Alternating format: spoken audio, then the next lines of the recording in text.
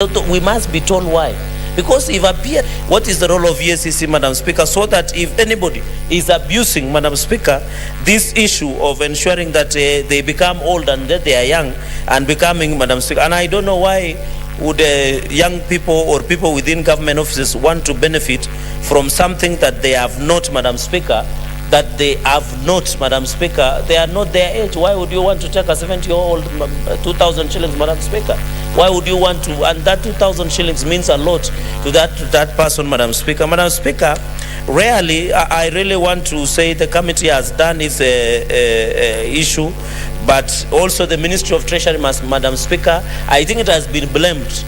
The Ministry of Treasury must tell us why there is delay of disbursement of this cash Inua Jamii program, Madam Speaker. And I think it is very important because when the budget has been appropriated, when the money has been dispersed to departments and ministries, why is it that the wazee who have a 70 who depend on cash transfer program? And we know the other programs, Madam Speaker, the issue of a nutrition program, the issue of supporting the OVCs, the orphans and vulnerable in the society. I think the Ministry of Treasury, Madam Speaker, must ensure that they put place in this. And then, Madam Speaker, we should also have a system that what we call natural attrition, or people who have been registered, Madam Speaker. Maybe at a certain age, when you are 70, some beneficiaries have died. So what is the system that the Ministry of Social Protection has put in place? So that if the beneficiaries have died, how do we ensure that they are transited or they are exited from the system so that you don't pay cost people? Number two, Madam Speaker, is there are people who are in 2017, they were not 70 years. Now in 2021, they are 70 years. How do you capture the data, Madam Speaker? And I hope the Senator, the chairperson of Labour, should have sat down and listened to very serious Solomonic submissions that I'm making, so that, Madam Speaker, or he can consult the answer later. Madam Speaker, Finally, we need to be given, and I was saying that how do we ensure, we have somebody who is 69 years today, Madam Speaker. Does it mean we need to start a registration? I thought it should be continuous.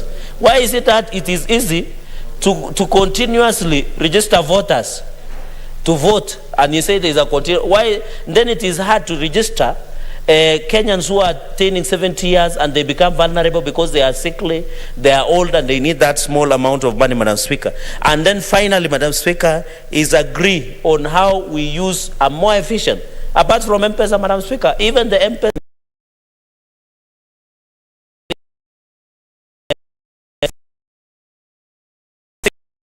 on the issue of ECD, I think we need to agree and have a uniform payment. And I don't know whether TSC or the NAT and the COPET should be consulted, because in my county, Madam Speaker, the county government of Nandi have paid permanent and pensionable teachers, and ECD teacher earns 10,000, Madam Speaker. That is very little for you. What can you do with 10,000 shillings today? When you are being given a permanent and pensionable, when you are only paid 10,000, Madam Speaker, in Nandi for an ECD teacher. But I really want to thank Senator Cheruiyot for bringing this issue of ECD, because anywhere you go as a senator, they will always question why we are on contract or why we are in pension, permanent and pensionable, Madam Speaker, and yet they are being given uniform remuneration. So I think as a Senate, Madam Speaker, we need to agree on how we can bring uniform remuneration of ECD teachers. I thank you, Madam Speaker, for that indulgence.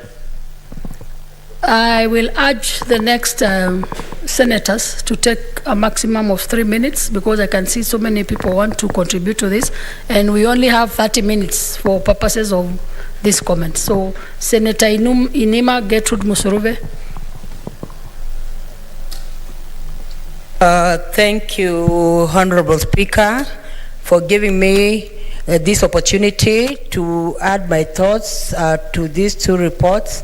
One, the report that had been presented before the floor of this House by the team of Senator Sakaja is a very important report. When you're talking of NHIF, NHIF actually is supposed to cushion the many Kenyans who are not able to pay hospital, finances. Health is a very important issue, even constitutionally. Article 43 one is very clear that when it comes to health, it is a constitutional right for all Kenyans. So there is need to ensure that these health services are also utilized or are extended to people with terminal illnesses. The people with terminal illnesses who are actually dying in their houses, in their homes, slowly by slowly, because they're not able to afford health. And we must remember that Kenya is among the countries that signed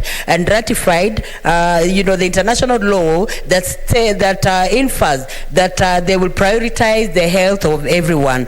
Honorable Speaker, concerning the issue of cash transfer, there are so many Kenyans also who are not receiving cash transfers, and in fact, deserving Kenyans who are supposed to get cash transfers, they end up not getting. So there's need to identify, county governments to identify the elderly in their counties, have a database of them, and ensure that they are receiving the health fund, the cash transfer, Honorable Speaker. Now, I want to comment on the issue of education, and this is because I belong to the Education Committee. Honorable Speaker, allow me to say that in the Education Committee, we have talked many times about the scheme of service, and we have interrogated quite a number of governors with regard to paying ECD teachers, because it came to our attention that ECD teachers are even paid like, the kind of money they are paid is very little. It is not money that can help them sustain themselves and their significant others. And I agree, yes, with Senator Sakaja that there's need to ratify, but before ratification, before this House, there is need for public participation to be brought, public participation to be done, so that there is agreed amount of money that, the teachers can be paid, and also stakeholders in education can be brought on board to bring their thought, Honorable Speaker, so that the ratification is enriched by stakeholders, Honorable Speaker. And even my suggestion is that, the Teacher Service Commission should be empowered, should be given more money so that they're able to employ even ECD teachers, because the Teacher Service Commission has, a way in which they're able to pay teachers according to their grades, according to their education and all that. So there's need for a system like that to be devised, so that the government gives more money to Teacher Service Commission and gives them the teeth to ensure.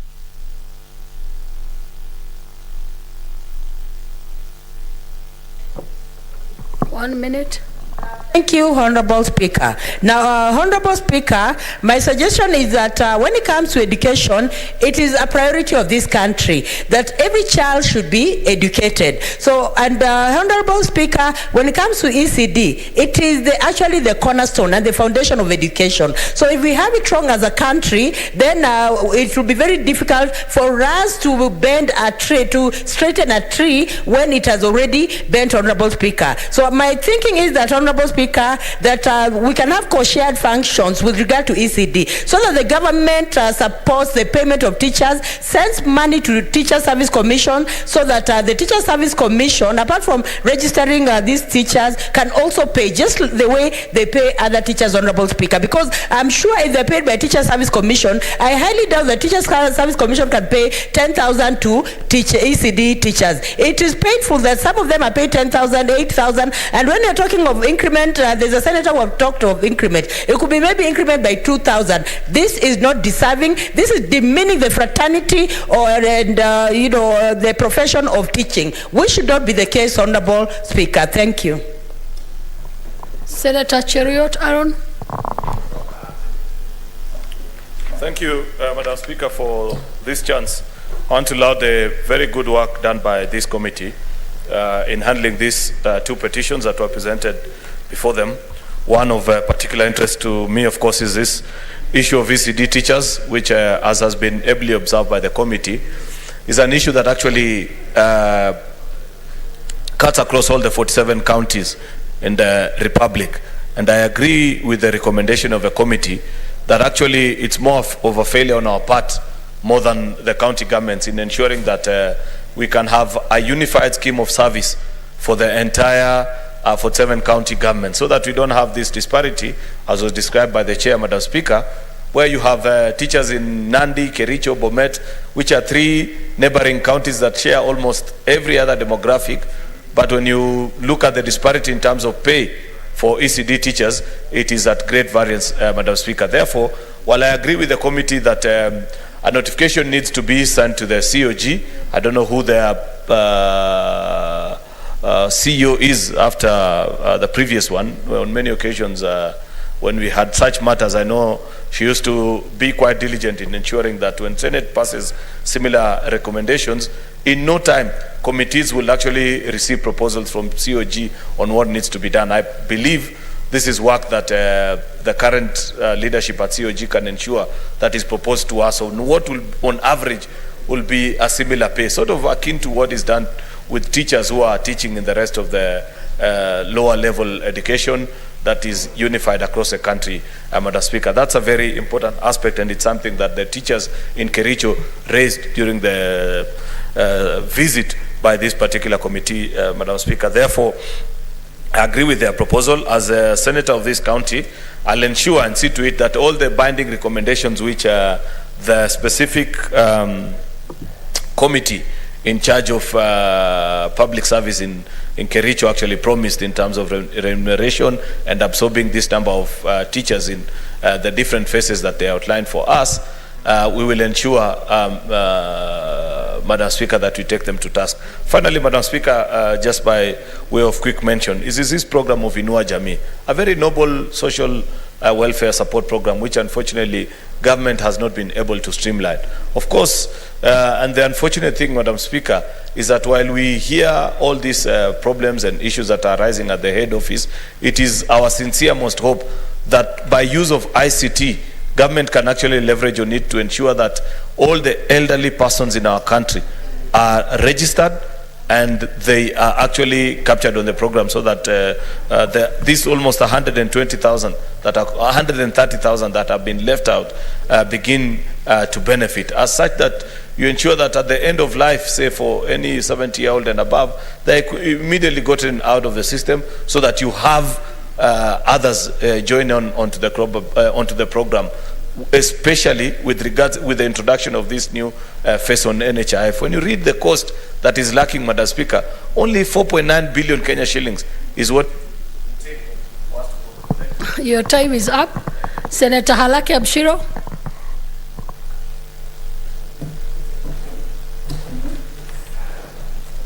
Thank you, Madam Speaker. Madam Speaker, I rise to congratulate and support the Committee of Labour and Social Welfare of the Senate. Madam Speaker, the issues around Inua Jamii and other social protection programs for our country are very wanting. Today, as you know, I also have a statement asking similar questions for other social protection programs that have been implemented haphazardly, if at all. Madam Speaker, we seem to be doing things with knee-jerk reaction. We implement something and we're not, there seems to be no plan for continuation or sustainability of these things, thereby then causing more undesired consequences than they should be. While observing that the Jamii program that Parliament is enacting the care and protection of older members of society, and that there's also the management information system that's being put in place. It's unfortunate that since 2017, no single person that has turned 70 has been registered, and there don't seem to be plans as per the committee report of registering anybody else. So what does that mean? That those that are turning 70, who may even be worse hit than the ones that are in the program, are going to be left out? And then what does that mean? That we are a country that takes care of certain people but not others, and therefore it really looks bad, and I hope that their plans. I'm not also seeing much in the way of the committee giving certain consequences for non-performance of or non-correction of this. And what I've observed since I got to Parliament is that social protection programs, especially because they are poor-facing programs, are not taken so seriously, perhaps because they're not so important, or they're not area of focus, or that there are no consequences. So how are we going to see things being corrected, if at all there's need to be corrected? The issues of NHIF, the issues of ECD, knowing that these are the foundational programs, and while we're happy that the committee managed to secure certain increments, I couldn't help but wonder if that's the right way to do things, that a committee goes and the governor, in all his philanthropy, decides to increase.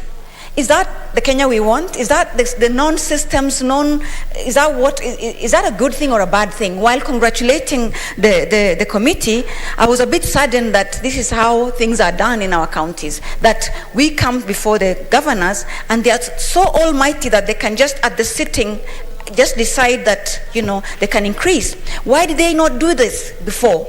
Is there a system then in place, and are we going to be relying on the philanthropy and goodwill and mercy of governors or of counties at this point?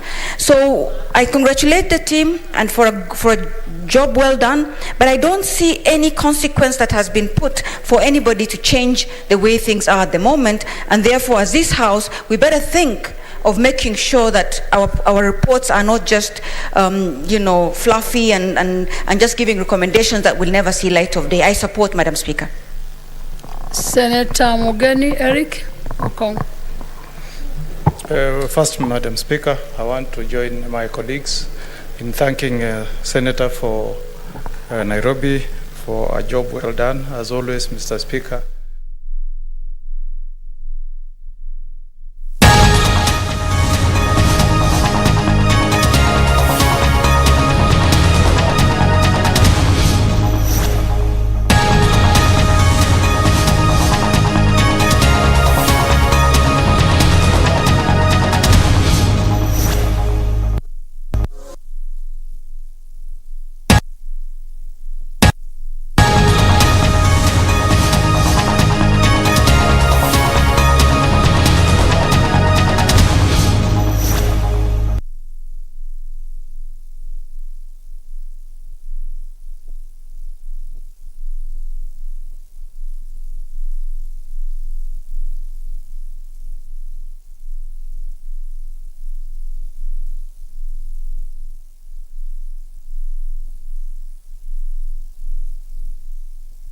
This ministry can become digital. What they do, Madam Speaker, is that every 3 years they try to do a fiscal verification on the people who may have passed on and those who are still alive. But I thought, Madam Speaker, the easiest way to do verification is to have a digital connection between the ministry and the registrar of births and certificates, so that the moment a death is registered, then automatically that person is removed from the system. Otherwise, it's a of His Excellency Kibaki, people threw mud at the late President Daniel Toroitich Arap Moi. Only a few days later and months to come and claim, Moi's time he did work. Sometimes it's good to appreciate what is done. I was also in this parliament when one member then in 10th parliament stood and said that His Excellency President Kibaki was to be described as General Kugoya for whatever it means. Today, when I go across most of the parts in this country, I find people cherishing the times and the deeds of Honorable His Excellency Mwai Kibaki. I want to borrow from what I have seen in those two instances. And when I hear people throwing stones and talking about how the current president has not performed, and when I measure that, Honorable Speaker, against his own speech, which was written but is factual. Because, for starters, Honorable Speaker, when the president says he has done a dual carriageway from Machakos towards Rironi, which is in Limuru, it's a fact. It's not hearsay. Currently, as I go to Limuru, Honorable Speaker, I am using that dual carriageway. Honorable Speaker, before that dual carriageway came, land there, 1 acre was 10 million. As we are speaking now, 1 acre is 40 million. But I dare say that I heard some members asking, why should he talk about tarmac? Are we going to be cooking tarmac for our children? But I want to give them some insight that if you have property, please go and sell because the prices have gone up. go and sell a small piece. You don't eat tarmac, you get food from that money. So, Honorable Speaker, just like the previous speaker has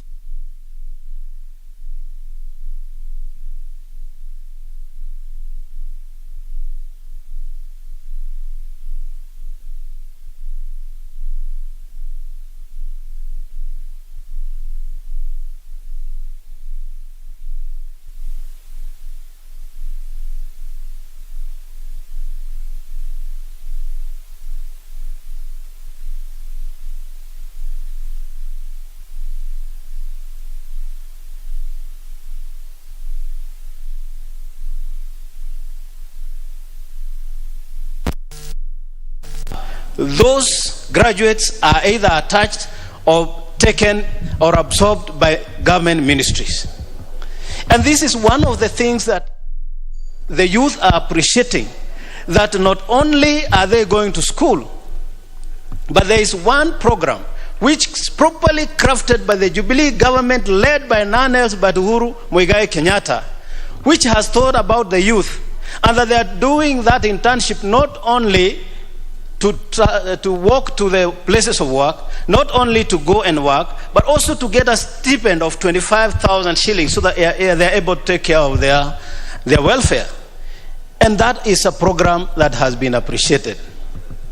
Now, if we do not appreciate such deeds, and we start talking about the debt that we have, I'm just coming from a trip, Honorable Speaker. And I don't know which country in this world that does not have a trip. Members who are complaining about the debt, they've been coming here and they've been asking that we need to allocate money for security roads. Now where do we get money when we have COVID-19 ravaging our economy? And then we also want roads, we want water, we want schools. But we're quick to criticize, Honorable Speaker, that the president who is leading the government that has accumulated debt, which is not the only debt anyway, because by the time he came, we had also debt, is not performing. Honorable Speaker, let us say it for what it is, that the Honorable President of the Republic of Kenya, His Excellency Uhuru Muigai Kenyatta, only on Monday, and I was in that pass-out parade, presided over the recruits who graduated. We are having 5,000 police officers who will be guarding or giving us security during next year's general election. It's not that he doesn't want to go home. He says, my time will be up in August, but I want peace.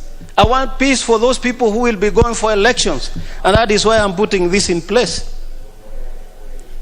Together with that, Honorable Speaker, I am sure that people know very well that he's been, and he said it yesterday, he's been taking care of the welfare of police officers in the manner that he has reviewed the remuneration, the benefits, the insurance, and so on, so that they are motivated.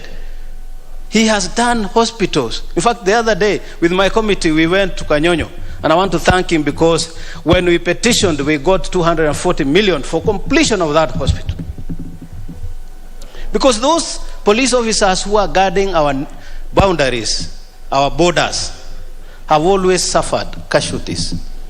But all the time, they are taken to public hospitals where they don't probably get the important attention that they require because of the specialized nature of their work. But you go to Kanyonyo now, Honorable Speaker, the hospital is there for everybody to see. And not only that, on Monday, he was groundbreaking for another referral hospital on Bagathi. This is the president. They are saying it's not working. And I know he is working, especially, Honorable Speaker, after the handshake happened. We know before the president got together with the deputy, there was a lot of acrimony. And truth be told, there was a lot of acrimony between the two communities. And the president reached out. Some of us were wondering, because I remember during the 2010 constitution, I was on the same side with the deputy president of no. And I came to learn I didn't know what I didn't know. I came to know something that I didn't know. When he reached out to the deputy president and he said, we must forget what happened before and we must soldier on. He went against our own thinking that he would go there. He brought him on board and there was peace. And then I asked myself, when he goes for a handshake with the Right Honorable Raila Odinga, who is a Kenyan, why must some sections of Kenya start calling him Muganga? Why? Who is a Muganga? A Kenyan is a Kenyan, and we have all the same right. And he can be president. In fact, he will be the president. Because he is magnanimous enough to shelve all his ambition and come and hold the nation together. So, Honorable Speaker, I support what the President said. We are going to work as a nation. Let every Kenyan who thinks right like myself come and we build a nation, and we don't just build tribes and ethnic groups. That once we make a nation, we shall have our future generation proud. Member for Teso North.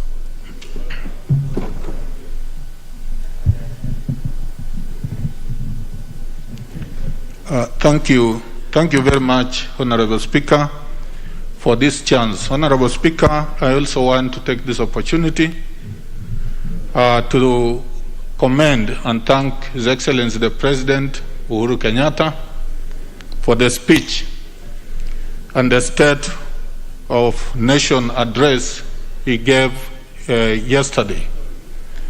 Honorable Speaker, the State of Nation address, of course, which is mandated within the Constitution, Article 132, had a focus on areas which I would like to focus on the issue of values contained in Article 10. Honorable Speaker, some of the values that the report was addressing are values to deal with human dignity, values to deal with inclusivity, and values to deal with equity. And Honorable Speaker, I want to say in that address, the Excellency the President talked about infrastructure as a major component of what his government had done. Excellency, I want to confirm that as part of inclusivity and the issue of equity, Teso North, and generally the Teso community, which is generally regarded as marginalized, were considered in terms of infrastructure development. Since independence, Honorable Speaker, Teso did not have a single tarmac road other than the international road, the A104. But for the first time during this term, two major roads have been constructed by this government of His Excellency, the President, Uhuru Kenyatta. The road from Busia to Malaba is now complete, Honorable Speaker, and the road from Malaba to Kakemer. Honorable Speaker, I used to struggle driving. Sometimes you get stuck on the road. Today, I drive up to home, up to my house, which is in Kakemer. So we need to appreciate what the government has done. And in terms of the other aspect which I want to mention, Honorable Speaker, which His Excellency talked about, the issue of political stability and the issue of security, which my Chairman of Administration and National Security has dealt with. Political stability is so important for this country. Honorable Speaker, the kind of illustrations His Excellency the President gave, indicating the ups and downs of this country during elections, clearly indicate that at a time whenever we have elections, We have lost a lot. 1992, 1997, and so on. And whenever we had unity and political stability, like 2002, we had a big leap in terms of economic development and even social development. Honorable Speaker, the issue of political stability behoves the leadership in this country, and I want to urge the leadership, us as leaders of this House and other political leaders, we actually need to be truthful, and we need to embrace what brings our people together. Honorable Speaker, I want to conclude on the question of security, which the chairman has touched on.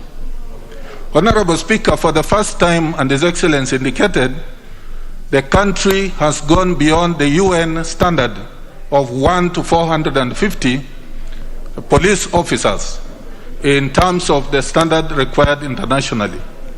And that is courtesy of the recruitment of over 45,000 police officers to enhance security. Honorable Speaker, I want to once again commend His Excellency. Member for Garissa Township.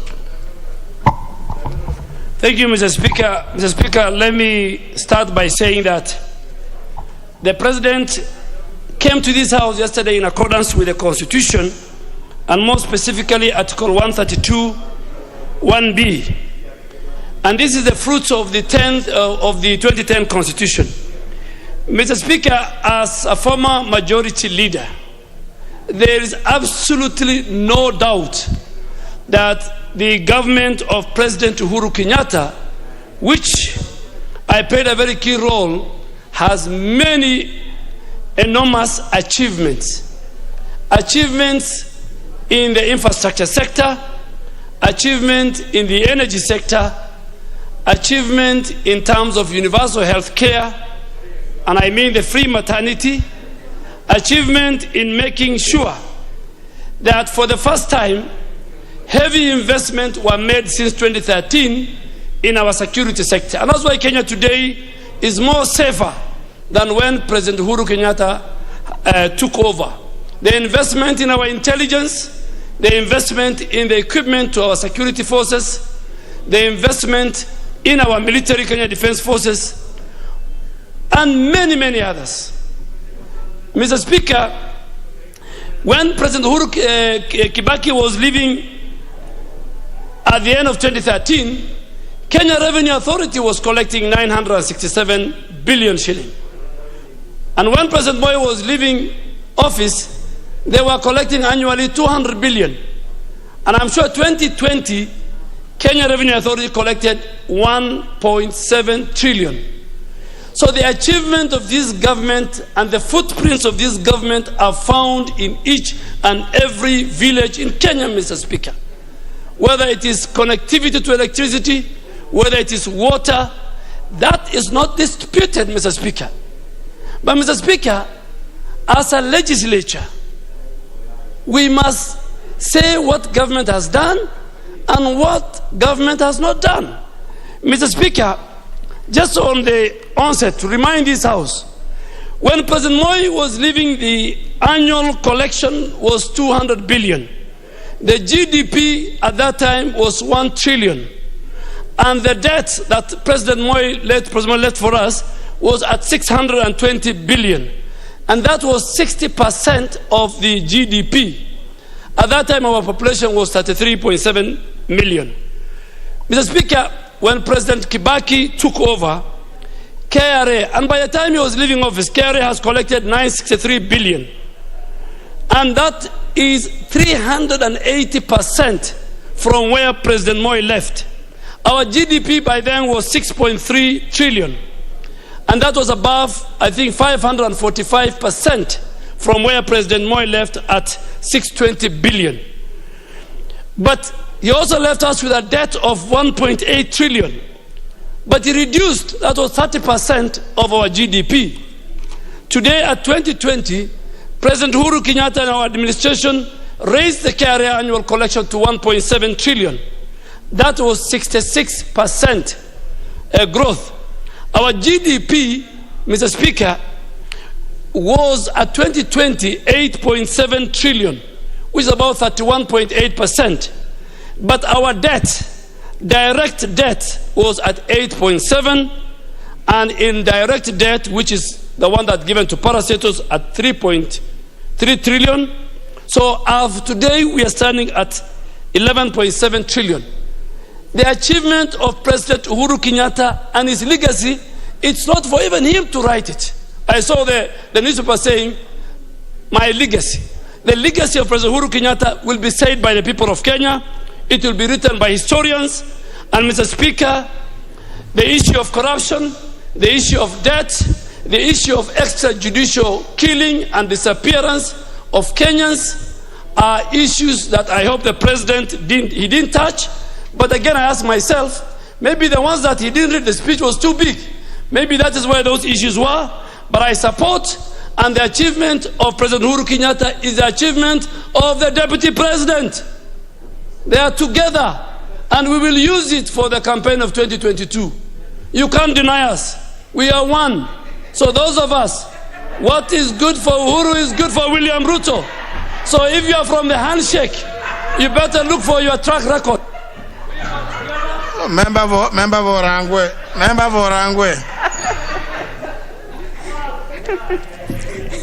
Thank you very much, Honorable Speaker.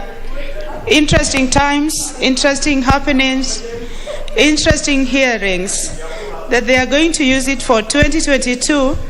But, Honorable Speaker, I should think that the handshake has run away with it, because at the point where my senior Honorable Duale is talking about having been together, I think there has been quite a bit of mix-up. But I want to take this opportunity, Honorable Speaker, to thank the Honorable President Uhuru Muigai Kenyatta for his well-articulated speech, national address on what he has done over the years, over 8 years.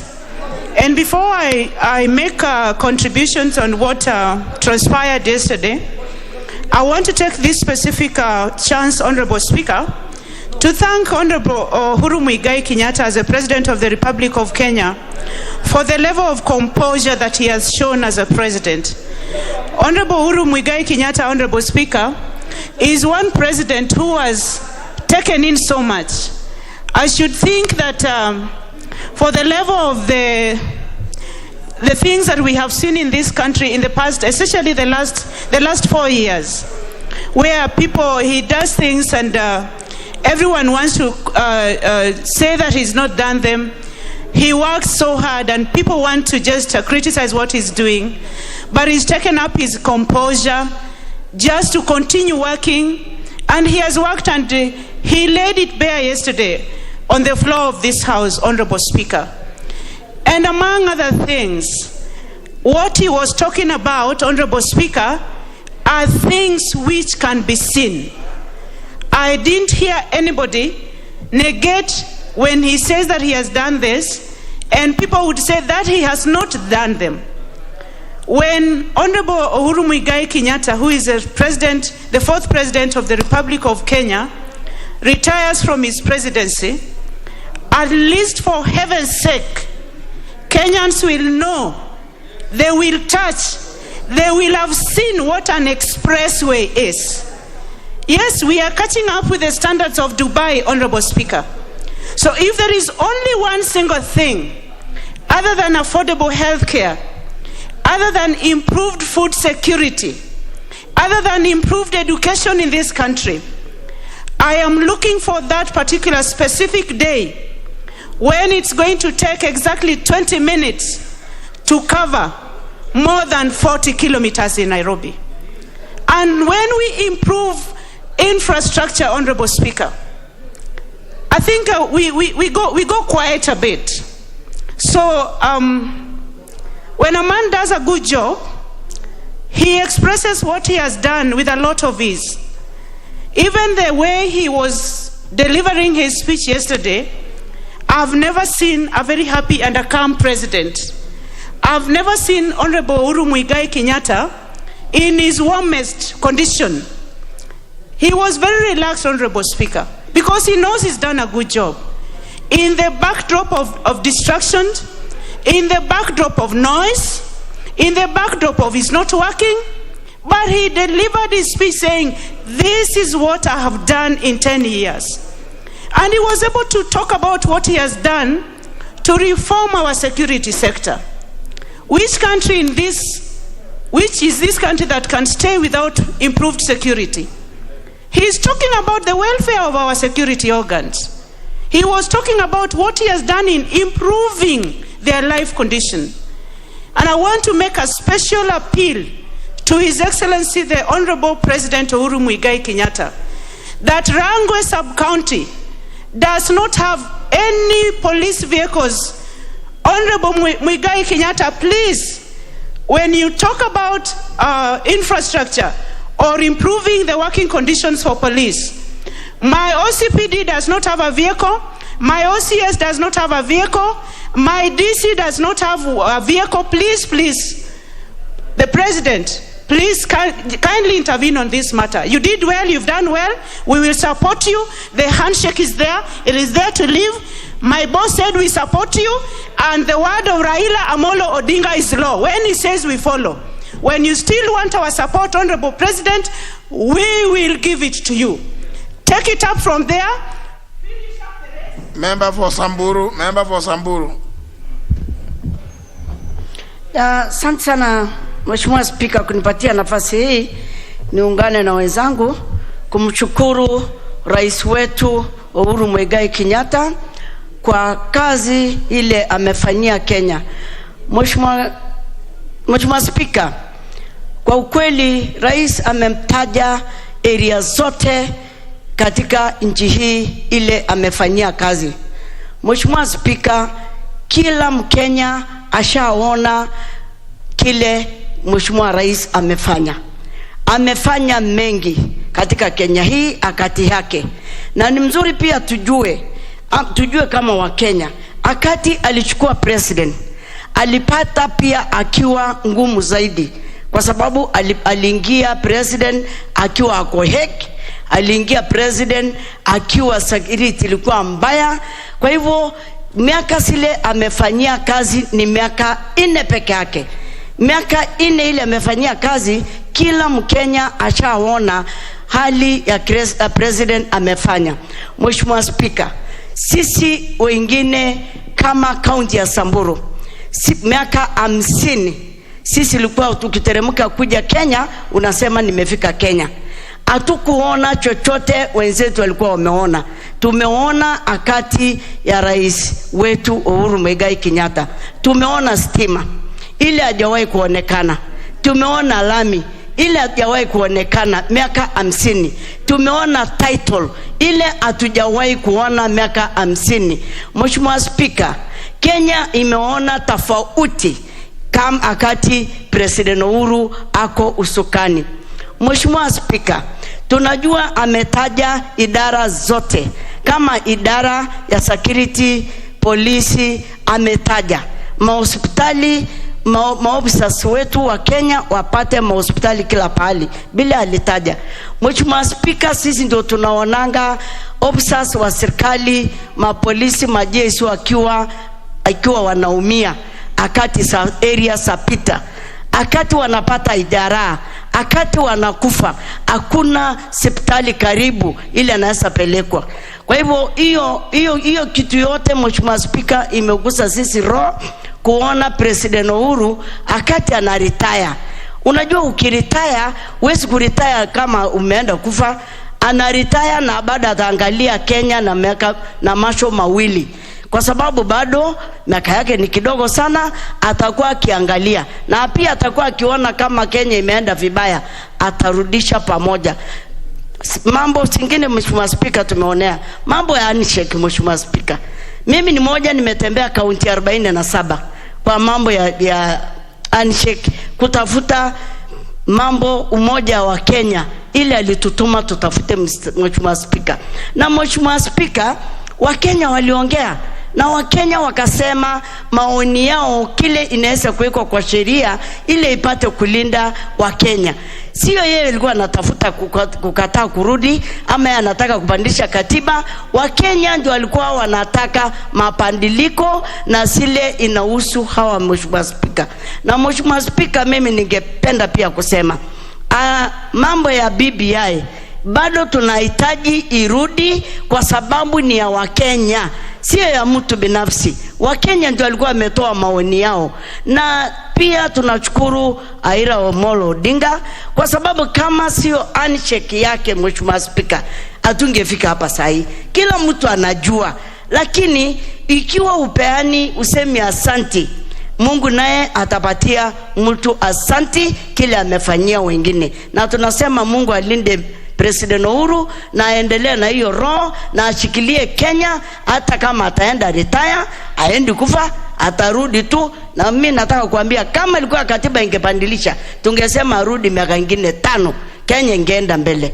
Asante sana Mheshimiwa Spika kwa hiyo, na ninashukuru na ninasema asante. Member for Arienda. Thank you, Mr. Speaker. Mr. Speaker, I wish to contribute to this motion and state that this was a constitutional imperative well executed. So well executed, Mr. Speaker, that in addition to the 3 reports that are required by the Constitution, the President gave an additional report on the business climate reforms. But in addition to that, beyond the 1 year that is required of the Constitution, the President took us through the 8 years of his presidency. That is beyond the call of duty under the Constitution. Mr. Speaker, the President covered 12 key areas. We all had them. But of interest to me, first is to the extent that it covered the issue of security, including security of the person, including security in terms of the 2022 elections, but also importantly, in terms of our territorial integrity. Mr. Speaker, the President didn't cover he covered the economy, the performance of the economy, the issue of utilities, water, electricities, and efforts that have been taken towards reduction of the cost. Perhaps in future, it would bear to note that it's important to also talk about the issue of unemployment, which has become quite rampant in our country. Mr. Speaker, the President also talked about infrastructure, and we must commend the President and this government that they have tried in terms of infrastructure, especially on roads, and especially on the railway line, the SGR, and also on issues of tertiary institutions, particularly TTIs. Even though in some instances, for example, in my constituency, the roads have stalled and the TTI has stalled, but we have petitioned. Further to that, Mr. Speaker, I think at some point, other than pointing out the development in terms of infrastructure, we will also have to focus on the equity and distribution of that infrastructure. The President didn't touch on, he touched on international relations and observed an observation I agree with, that it does not bode well to just close borders because COVID will invade us anyway. It is the practices that we observe internally. But more importantly was his favorite refrain, not an inch more, not an inch less. A refrain I fully agree with. In terms of Article 10, Madam Speaker, it covers national ethos, it covers national unity, it covers issues of inclusivity and equality.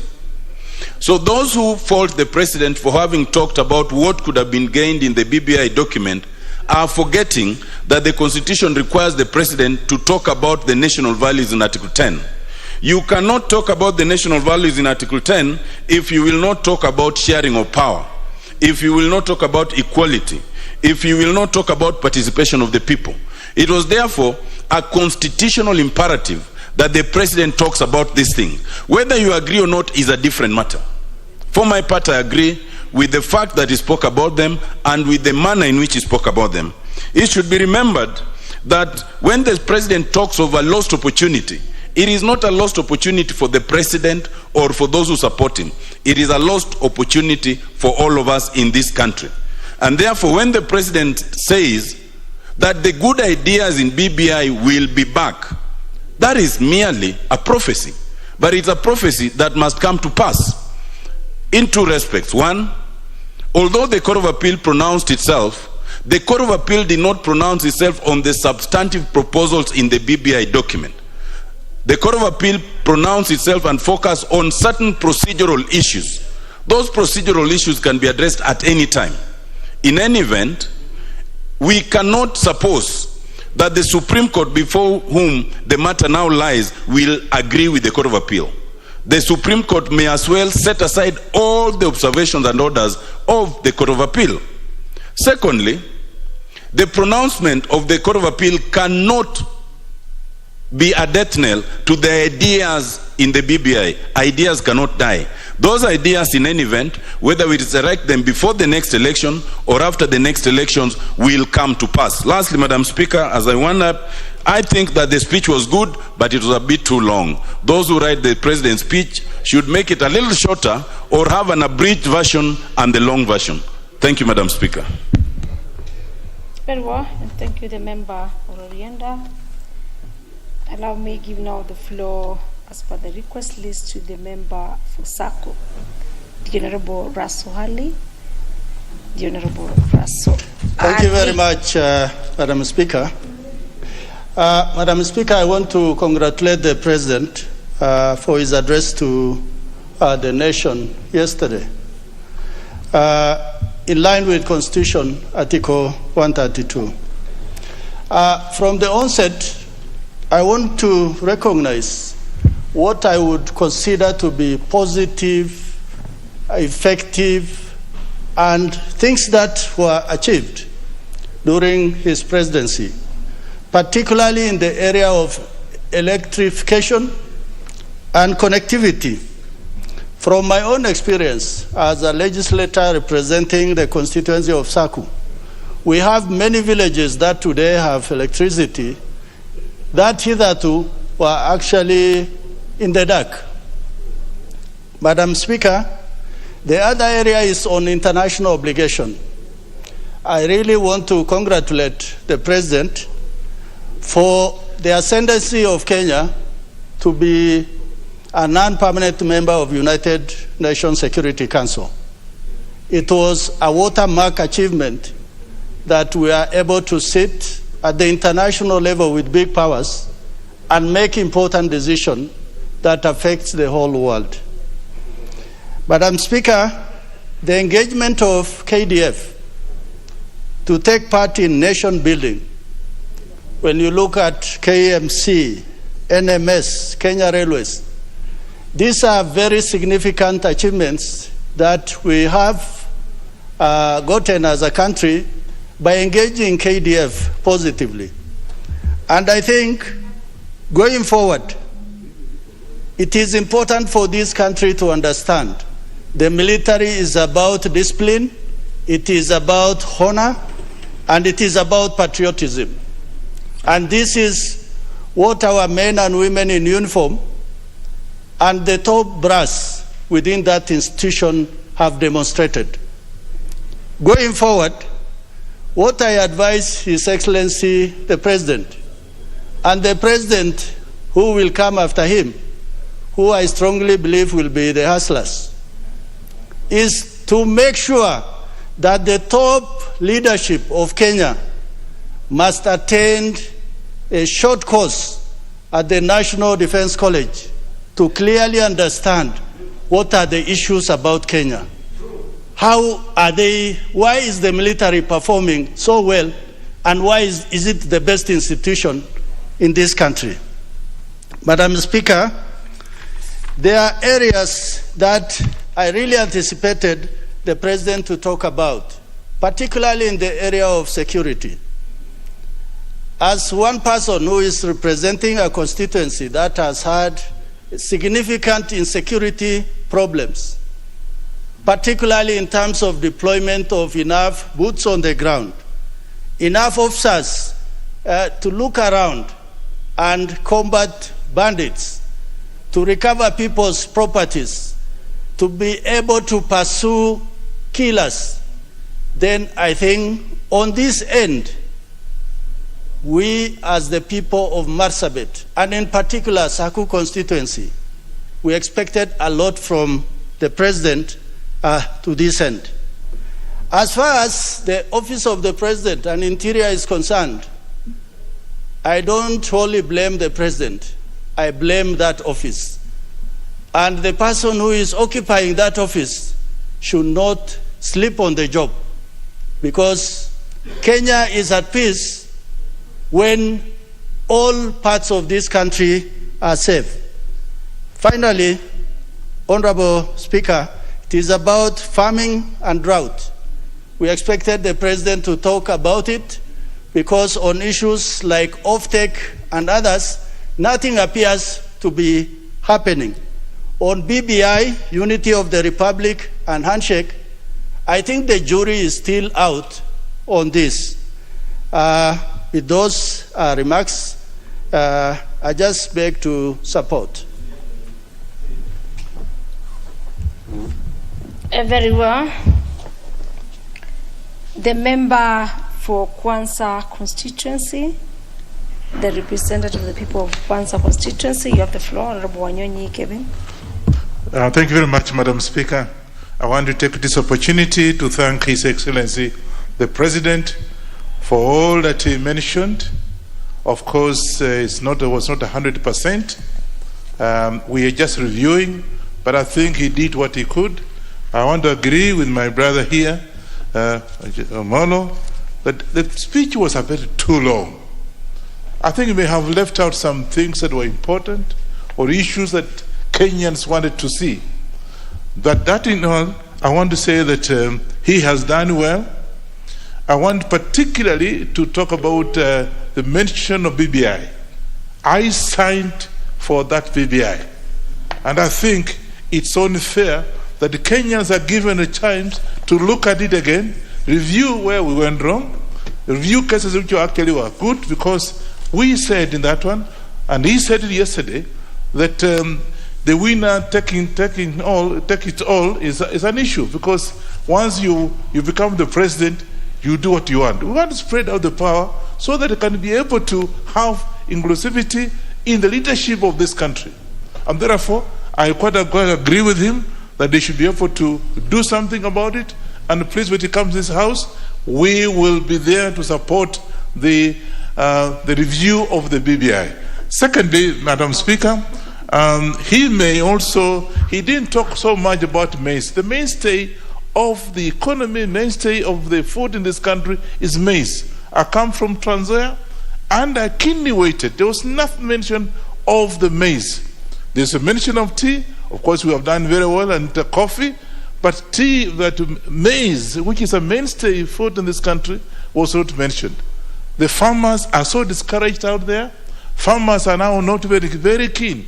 Given the climatical changes in this country, something should be done on the pricing of the maize and the inputs of the maize, which again, His Excellency the President did not mention. However, rural electrification he mentioned, I think he has done well, even in my own area, because with rural electrification, you actually creating jobs for the youths. There are no jobs in this country, and therefore, I think we should actually, whoever is going to take leadership of this country, should take that as a very, very important area that we actually are looking forward to, so they can be able to create more jobs for our youths. Again, the infrastructure, of course, he has done very well in terms of the railways and what have you, highways. But in my own case, I have a problem, Madam Speaker. We did a road, and that road supposed to have been completed to connect with our neighboring states, Uganda, but it only went for about 11 kilometers and stopped. Today, there's nothing. From 2018 up to now, I don't even know who to go to. So I'm wondering whether this is actually a preference on the infrastructure, because I know for sure that some areas are getting roads very high, the modern roads, and some of them are actually they are even constructing new roads. Why can't this country, why can't we have this network all over the country, and particularly in my area where I think the road has stalled, and in this House we say that constituency that do not have tested tarmac should do that. That's exactly what happened. But the road now has stopped, and some areas, I'm afraid, I read, I hear, he mentioned that some areas they are doing very well in terms of road network, but something should be done because my roads actually are connecting the neighboring state, Uganda, which of course has a lot of influx into a country, and they bring a lot of businesses. So that again is something that His Excellency the President missed. The last one I mentioned before, the devolution, this is health. Health, much as evolved function, it has not done very well.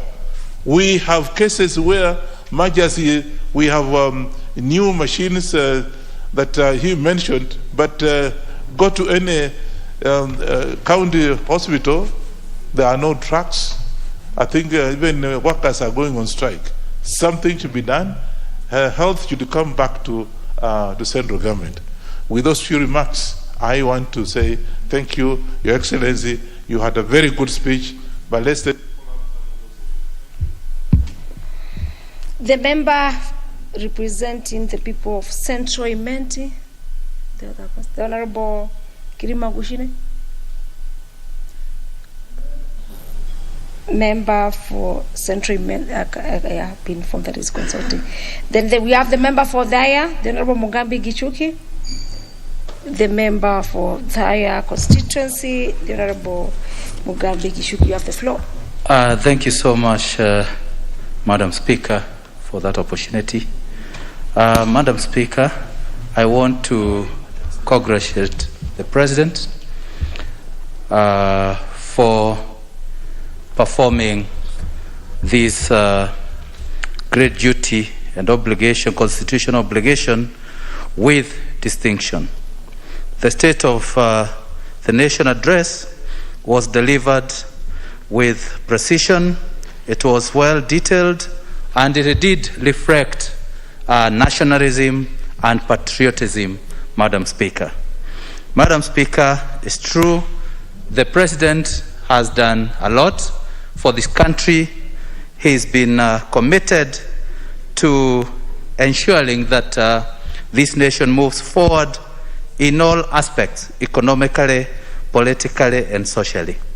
Madam Speaker, it is true, his legacy on infrastructure will go for many, many years unchallenged, Madam Speaker. That today we are able to connect almost everywhere in this country through tarmac, Madam Speaker. That today virtually every farmer is able to get his or her produce to the market without a problem, Madam Speaker, is a great credit to His Excellency Uhuru Muigai Kenyatta. Madam Speaker, it is true he's done a lot in healthcare sector.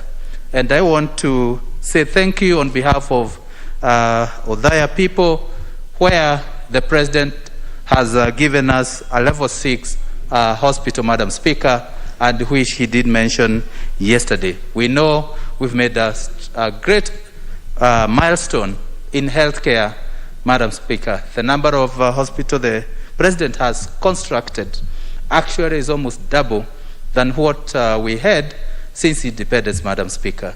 And we know that this is great for Kenyans. And going forward, we are sure that we'll see less Kenyans traveling out of this country, going out there to look for healthcare services abroad, Madam Speaker. We know the President has also gone out of his way to even partner with countries with advanced medical personnel like Cuba to ensure that Kenyans can receive the best at home. We want to congratulate the President for going out of his way to do what not many people would do. Madam Speaker, we also would want have witnessed a lot of growth in agriculture, particularly his intervention on tea sector. Would want to laud it. It was timely, and we know going forward our tea farmers will benefit from these interventions. Madam Speaker, we can't forget that at one time milk prices had plummeted to the lows of 17 shillings. And today, at least the farmers are able to get good prices out of their milk production, Madam Speaker. We want to congratulate the President on the way he's dealt with crisis. I think during his tenure, we've had quite a number of crises. For those who can remember, we had this crisis of Al-Shabaab when he took over, and which he's really tried to deal with. And we know the country has witnessed some peace and safety, Madam Speaker. We've had locust inflation, which also disrupted agriculture in quite a number of many parts of this country. And again, he was able to deal with it. We've also had this COVID, Madam Speaker, and I would like to congratulate him on the way he steered, especially the economic sector, the banking sector. We know we've had a stable banking environment during a very difficult moment of COVID, Madam Speaker. I would also want to congratulate him on the social safety net that is rolled out for Kenyans during this difficult moment. And those who are saying that he's not been able to care for the less fortunate, they should just reflect on the social safety net that this country has had. Thank you, Madam Speaker. I beg to support. Very well. General Member for Mwingi West, Guna Gusia, Honorable. Thank you, Madam Speaker. CNN. Yes, thank you, Madam Speaker, for the opportunity given to me. Madam Speaker, let me take this opportunity indeed to congratulate our fourth President for the constitutional imperative he well executed and fulfilled yesterday. Madam Speaker, on behalf of people of Mwingi West, I salute our President for that. Madam Speaker, secondly, the President reminded us that epic things indeed can start with small, humble steps. The President, I liked his introductory part of his speech when he started reminding us how he started his life. And for the first time, indeed, he had mixed fortunes of even failing parliamentary seat and eventually getting nominated and eventually becoming a cabinet minister and many other steps he went through. I don't want to deal much on that, Mr. Speaker. Madam Speaker, on that note, I liked the part when he said we need to show empathy to each other when we are in August House. Mr. President served both as official opposition leader, so he was in this part I am seated now. Then the other time he served as in the government, and it is a good thing. Which part are you the official? I am in opposition, Madam Speaker, and through the NASA coalition, we are still the officially recognized opposition. And Madam Speaker, I'm proud of it because I know next year I will be in government straight without even hesitation. Madam Speaker, the President began the speech by actually looking at some of the issues of intervention during the COVID time. And let me take this opportunity to appreciate him. Honorable Member, there is an intervention. I don't know it is a intervention from the member from Katundu North? No. Okay. Just carry on. Okay. Issues of COVID. We know his leadership has been dogged by many challenges. Health crisis, financial crisis because of the COVID-19. But Madam Speaker, the President has really tried, and I like the way he intervened during COVID crisis. 2020 and 2019 when it began, and we've seen so many measures taken by him and the Minister of Health, and that is why Kenya has not experienced a lot of death cases in terms of COVID cases compared to our neighboring countries and other countries, Madam Speaker. So that's a big plus for our President. Key things we appreciate its education sector. He has managed to do a lot of classrooms. which are actually going on. We've seen desk supplies. We've seen a lot of presidential bursaries helping our young kids, and we applaud him for that education sector. Health sector, Madam Speaker, 50 new level 3 hospitals directed to be built. Madam Speaker, we thank him, but we need to ensure there is equity in terms of the distribution of these health centers. So far, my constituency, I think I don't have even a level 3 hospital, Madam Speaker. And many other issues he highlighted: tourism, mitigation of deforestation, drought mitigation.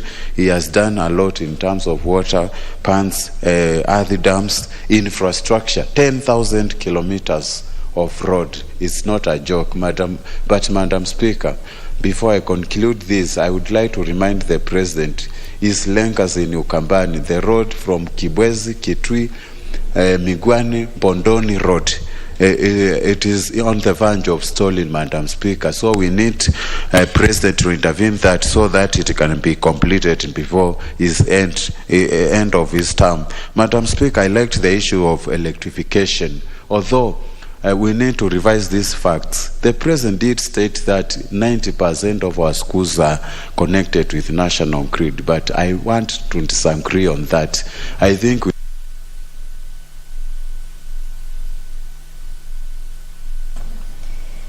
Member for Kajiado North, the Honorable Manje Wathigo.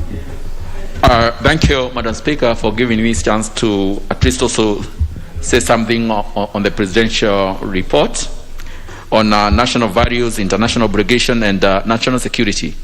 Madam Speaker, when I listened to the President yesterday, I got a feeling this is a man who knows the vision of the country.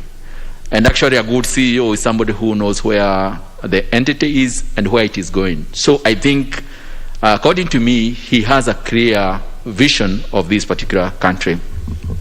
One of a good president in any country is a president who knows how to administer the country, somebody who has public persuasion, somebody who deals with the economy properly, and also somebody who knows how to deal with crisis. Like the one we had, COVID-19, that has been a problem world over. He had managed to maneuver it through and come up with an economy that was still performing in the positive. Many other countries were performing in the negative, including the United States of America, but Kenya managed to get at least 3% growth rate despite the fact that there was COVID. Madam Speaker, one of the fundamentals of trade in every country is transportation industry. And he had managed to construct railways, tunnels, bridges, airports, seaports. You can see them, Lamu, Mombasa, and elsewhere. By the way, no country that can develop without a good transportation system, and Kenya is toward that direction. He mentioned it took about 200 years for America to turn around. And what happened in those years, 1956, the then President of the United States did something fundamental that brought America where it is today. He created trans-state roads connecting all the states in the United States of America. He had a program of connecting all the states. And when you connect state the way the President is connecting counties and areas, you ease trade, because a country cannot develop without trade. Transportation and roads are the basics of movement of goods in a country, from one country to another, from state to state, from county to county, and also movement of people. Because if we have very good roads in the country, you will find that people will be working in one area and staying in a different area. And that's where we are heading to. If you come to Nairobi today and see the way it is coming up, especially with the Nairobi Express, despite the fact that now it is becoming like any other international capital, it will ease trade within these surrounding counties, which is the way to go.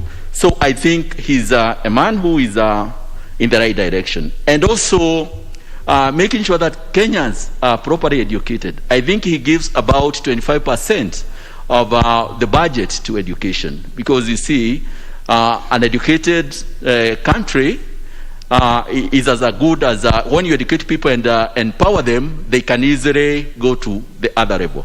So I think he knows how to remove people from the poverty and also the ICT infrastructure that he's coming up with. Kenya is one of the countries that is doing very well in ICT. And if we use that now to make sure that at least we push to the other side, I think we can go very fast. In Africa, I think we are the best. We are doing very well internationally. M-Pesa, you can transact business wherever you are, almost in the whole world. You can even pay your workers when you are in another country. So I think this is very good for our country. But having said that, we still have challenges that we need to deal with, like corruption that we have in the country. No country that has ever developed if it has corrupt officers. By the way, the 20 most poorest countries are the 20 most corrupt countries at the same time. So unless we fight this thing, we cannot get ourselves out of this poverty. And now that we are coming to an election, we have to make sure that we don't elect corrupt people in leadership, because that's what America did. If you continue electing poor people, then you will never claim this country. The other thing that we have to deal with is political parties. We have to establish good political parties in this country so that at least during that transition, we can transition it to good leadership. I support the report. Thank you very much. Very well. The member for Rongai, Constituency, General Moi Kibruto. Thank you, Madam Speaker, for the opportunity to contribute to the President's address. Madam Speaker, the Article 132 of the Constitution mandates the President to address a joint sitting of Parliament once every year. And the 2021 State of the Nation address, Madam Speaker, was on the progress that Kenya has made in the social, in the economic fronts. And then also there was emphasis on the programs that had been put in place to mitigate some of those health issues that arose because of COVID-19, Madam Speaker. The address also, Madam Speaker, noted the physical measures that the government had put in place, both for the private and the public sector, in reducing the effects of the health pandemic. Also, some of the measures that the government did, Madam Speaker, was on issues of Kazi Mtani, an initiative to create employment for the youth, which would create a sustainable income for the youth, Madam Speaker. Other measures also taken to support the people and hence the economy was suspension of the CRB listing by the Central Bank of Kenya, so that this negative credit ratings, Madam Speaker, could damage small and medium enterprises. So the government did away with that. They also did automation of the land registry at the house, Madam Speaker. Also, the registration of businesses could be done electronically, Madam Speaker. Madam Speaker, government also adopted e-payments and electronic payments at the commercial division of the high courts, which would make it easier for people to transact. And even the small claims court at the High Court, Madam Speaker, they were encouraged to resolve disputes within 60 days so that at least capital that was locked up in disputes would be freed up, Madam Speaker. The President also addressed the improved roads and rail networks, and of course through the allocation of massive resources, and other areas that the President also mentioned that had made marked improvement, Madam Speaker, electricity connectivity and the electricity sector, Madam Speaker. On agriculture, Madam Speaker, the President noted the improved value addition in coffee and tea, and that of course would add to the GDP of this country. But it is important to note, Madam Speaker, that other subsectors need the same support and need the same allocation of resources so that we can become food sufficient, Madam Speaker. Currently, Madam Speaker, fertilizer prices in areas like Uasin Gishu and Trans Nzoia have hit the roof. DAP, Madam Speaker, now sells for 5,500 shillings, whereas 6 months ago they were selling for 3,000 shillings. CAN, which is also a fertilizer used to supply nitrogen to maize, is going for 3,300 shillings, Madam Speaker. It seems, Madam Speaker, that when it comes to agriculture, we concentrate too much on tea, on coffee. And then when it comes to maize, Madam Speaker, we concentrate on the consumers. We don't concentrate on we don't give focus to the producer, the farmer. I'm also a maize farmer, Madam Speaker, and I know that there's a lot of disappointment in places like Uasin Gishu right now, and Trans Nzoia also, because that emphasis has been put on producers and so forth, on consumers. The government should refocus. They should refocus and look at the farmers. Otherwise, we will be disappointed and go to engage in other activities, Madam Speaker. And a nation that cannot feed itself is a weak nation. You cannot depend on other people to feed you. And we cannot, as a government, you cannot be patronizing foreign farmers as opposed to looking at your own farmers. And the problem with this, Madam Speaker, is also, of course, the issue of corruption.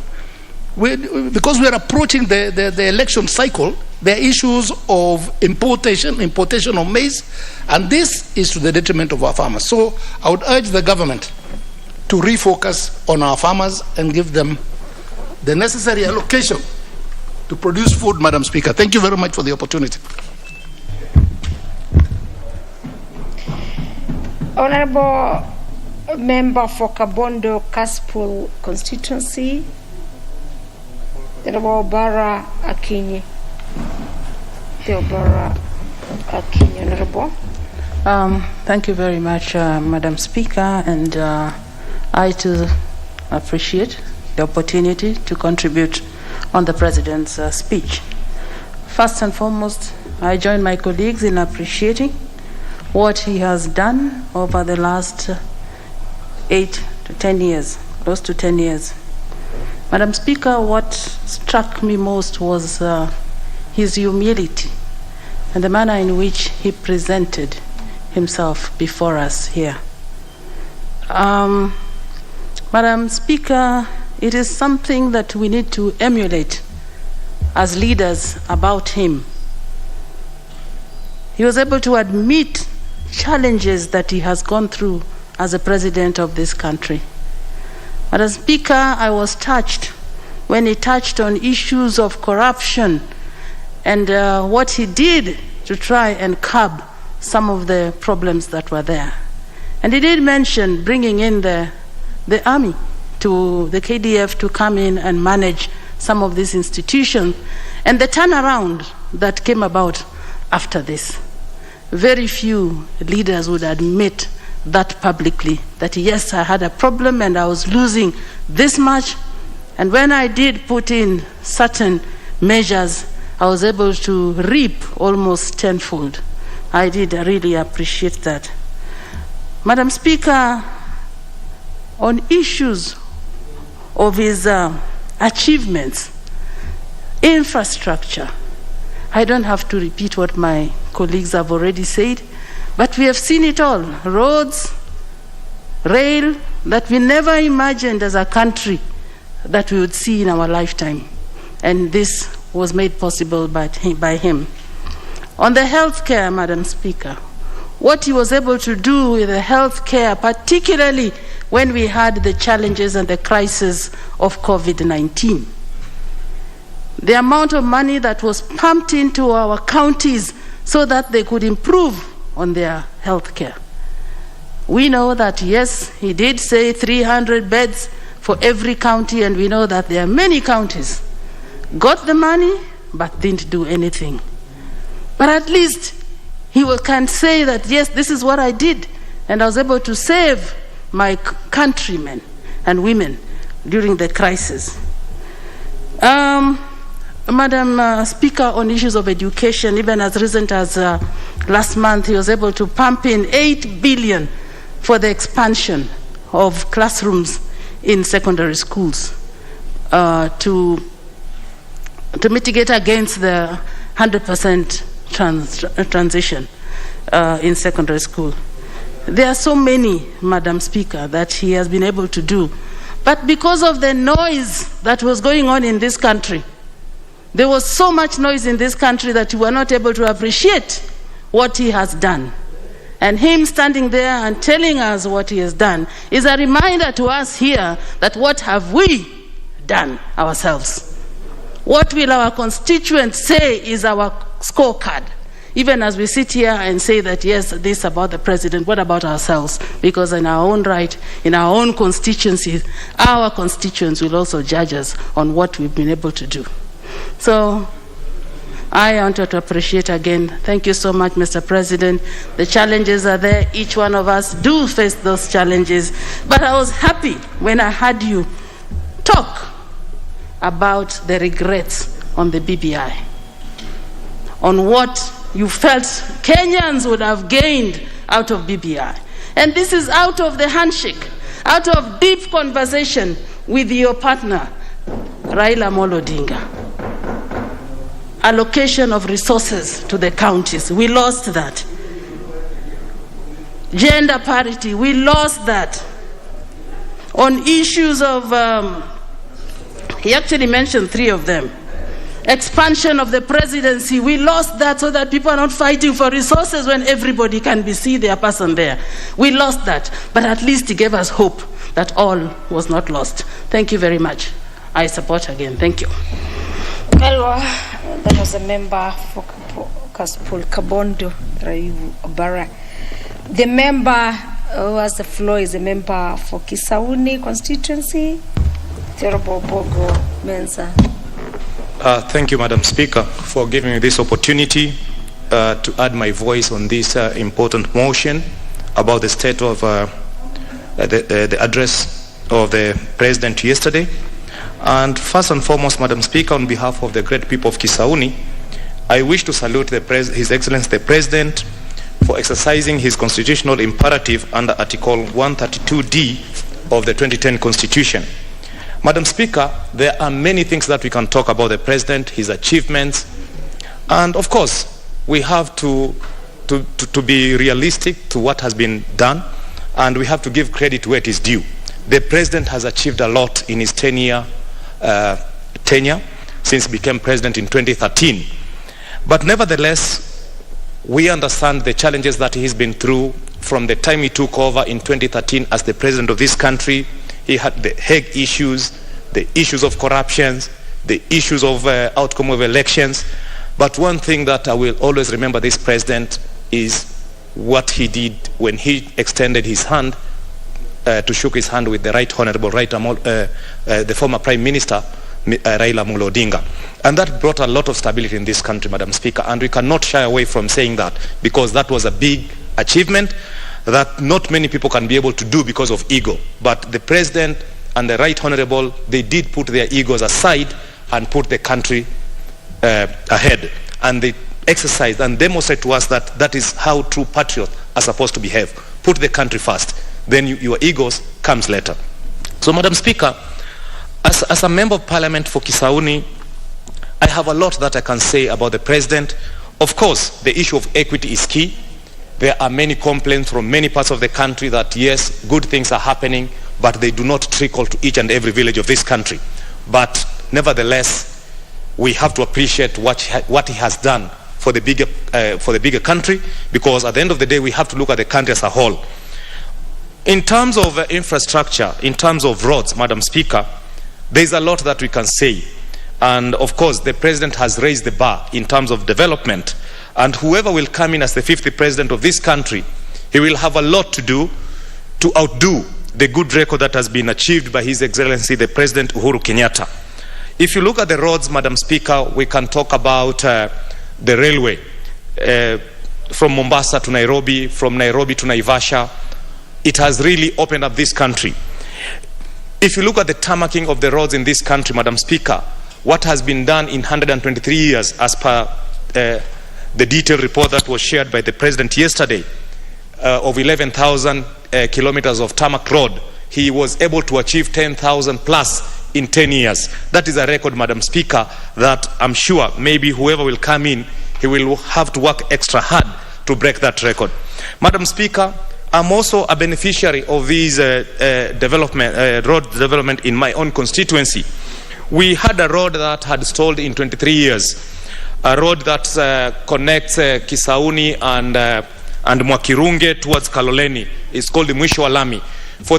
This road has stalled for the last 23 years, Madam Speaker, but the President allocated some funds and this road we started tarmacking this road, and now we are almost at the tail end of this road. There is another road, Madam Speaker, that will start very soon. Will start maybe early next year.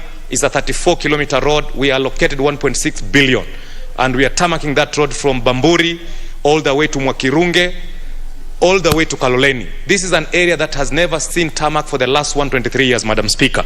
And this is something that we, the people of Kisauni, will always be appreciative of what the President has done. When it comes to energy sector, Madam Speaker, of course, when you look at the number of households that have been connected to the national grid, is something that we have to be proud of. And I'm also a beneficiary of that program. We have villages in my constituency, a village called Chidagaya in Junda Ward, a village called Mazombani in Mwakirunge, Kashani in Bamburi Ward, and many other areas that have all been connected to the national grid today. And my people can be able to see electricity for the first time in 123 years.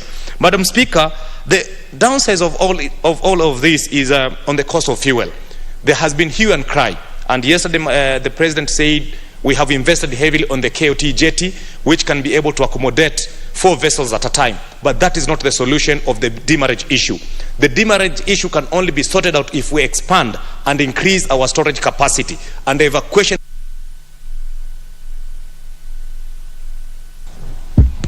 The member for Baringo County, the Honorable Cheruiyot Jesire, you have the floor.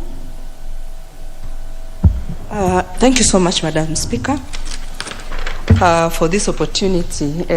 Madam Speaker, I'm so much delighted that I've gotten the chance to discuss or support the speech and the statement that the President made yesterday, that His Excellency the President managed to deliver all this that people are really talking about, despite the challenges that he had or we had as a country, following pandemic, following continued politicking since the time we were elected in up to date. He really tried as a human being within his reach. And I must say that as Kenyans, we are proud, or I'm proud of him as my president. And we want to pray that whoever is going to come after him will pick up from there and even do more. Madam Speaker, the President worked, being helped by God to hold this country together by actually accepting to do handshake, which of course many people were not happy about. And people read sinister motive. But finally and eventually, it became very beneficial to this country, to all levels of people, young and old. And it is a thing that maybe will be kept so that in future, some people can refer to it. This is precedence. So that other presidents in future will not be so much selfish that they don't think, they think it's not easy to get another person to work with, despite the fact that you are the president. But of course, BBI would have solved our problem if we had passed it. And because this constitution that we have now is a president takes it all, becomes so challenging because the other part will be having half of the country. So it is important that we relook into that and we leave our selfish thinking. Madam Speaker, in his leadership, health sector really improved. We know pandemic contributed a lot because the hospital capacity increased in terms of ICU beds. We have seen a lot of change in even numbers of facilities that increased. We are happy. We only pray that the governors, the county governments are going to continue keeping up to the standard of the facilities that were already established by national government. Madam Speaker, the pandemic did not alone affect economy. We know it affected so many things. Socially, people are affected. We know we also lost so many people. Many people are here crying left, right, center because of what happened. But despite that, we know the president did his part to really try and control within his reach the effects of pandemic, particularly the COVID in this country, and we are happy. We know it became a serious economic challenge, but we were able to really go through it, and we thank God. So far, so good. The Kenyans are vaccinated. We are also increasing the number of people who are going to be vaccinated, and we are encouraging Kenyans to continue getting vaccinated. Madam Speaker, there is this cash transfer that is happening to the elderly. It is a plus to us. Cash transfer, which is happening in this country now, is a unique exercise that is actually improving humanity. It is helping Kenyans, it is helping the elderly to be able to meet day-to-day basic needs, which is not very easy to many countries. I think it's one of the unique things that's happening. We really appreciate.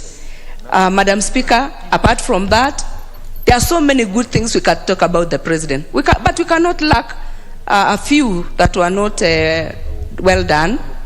But we say the people who are going to come thereafter are going to finish about them. Compensation that is going to happen in Baringo County to the people who are affected by wildlife conflict, human-wildlife conflict, we are very happy because it is one of its own kind and it's going to happen soon. So, Mr. President, I congratulate you. God help you as you proceed on. Go, don't be tired. Finish it well. Hand it over well to the right person. God bless the President, His Excellency, Uhuru.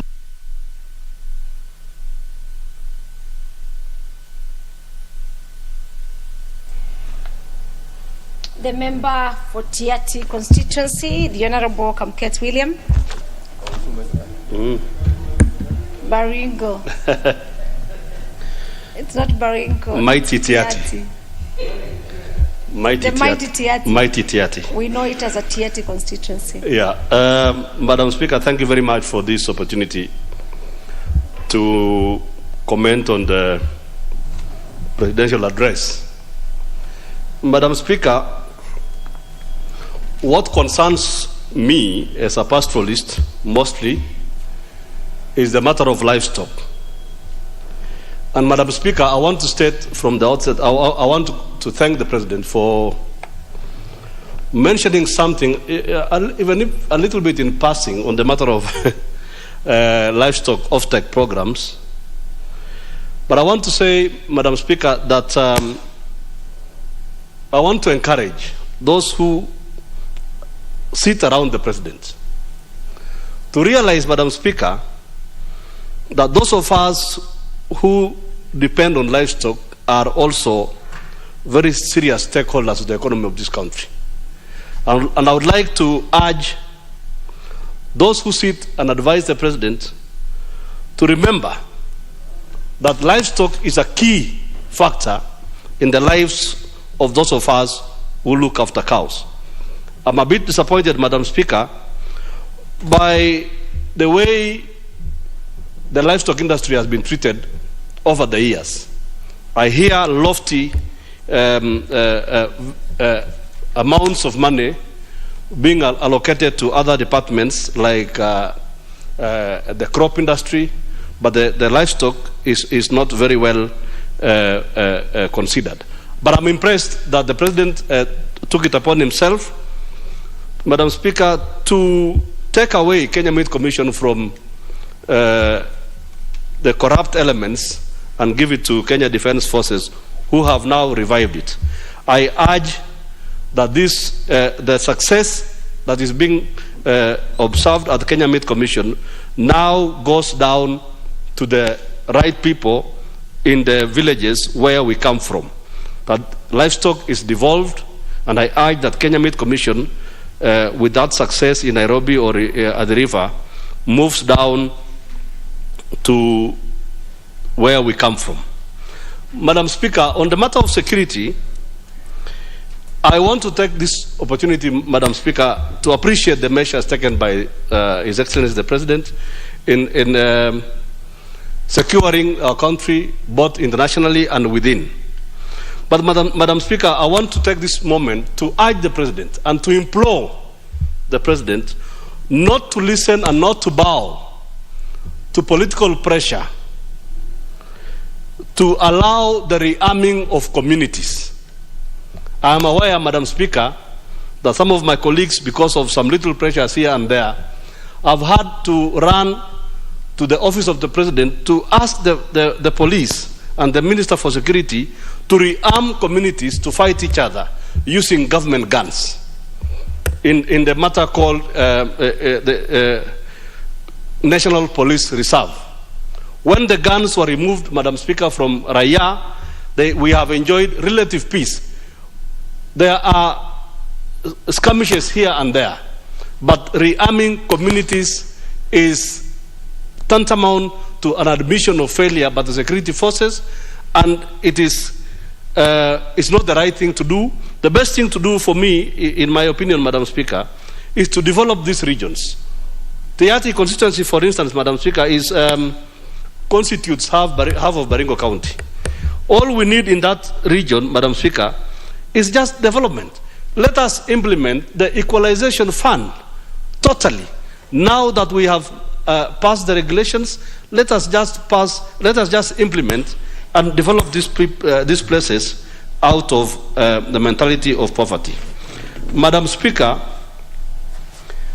on the matters of political stability, I was one very disappointed Kenyan when the court made its pronunciation on the BBI.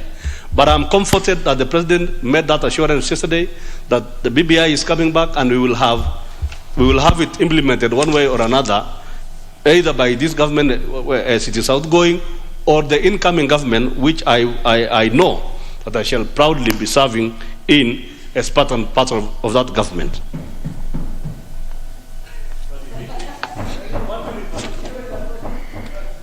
Honorable Member for Kamket, you could have a lot to say as a member for Tiati, but because of issues of... No, you are not any special than another member. Let's have other members do it. The member for Kiharu constituency. Yeah, you've done well. You've done well. Thank you very much, Madam Speaker, for this opportunity. And I have to say that the President's State of the Nation address yesterday was both underwhelming and disappointing. Because we came here with great expectations that the President would say something around agriculture and farmers. Because, Madam Speaker, as you know, agriculture forms the backbone of our economy. But unfortunately, issues around farmers were relegated to ETCs and AOBs. First of all, Madam Speaker, the President was not factual to insinuate to this House that tea farmers are having their best year in a decade or so. In fact, tea farmers are crying out there because the kind of prices they faced this year is disappointing and actually lower than many of the years back, Madam Speaker. Also, I expected the President to take over and to take up the speech from where he left in the last year, Madam Speaker, where he talked about the cherry fund of our coffee farmers.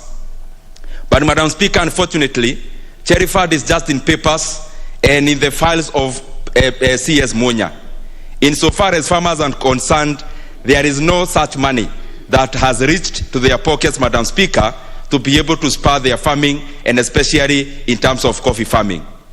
Madam Speaker, also, there was a contradiction of facts, because in some ways, you could feel like we are in some Netflix video, Madam Speaker, here in this Parliament, because the reality that was portrayed by the State of the Nation address yesterday is very different from the real reality out there. Because Mr. President talked about fertilizer prices having gone down. But unfortunately, Madam Speaker, the reality, and anyone can do spot checks around, is that fertilizer prices are actually on their highest prices, Madam Speaker, in history. And therefore, it was not right for the President to give us wrong figures when majority of the people we represent, and especially farmers, are out there waiting for real solutions from this House. Madam Speaker, also, it was disappointing because I heard the President say that he took over the economy when it was around 4.7 trillion Kenya shillings. And he went ahead to say that currently our economy is standing at around 11 trillion Kenya shillings.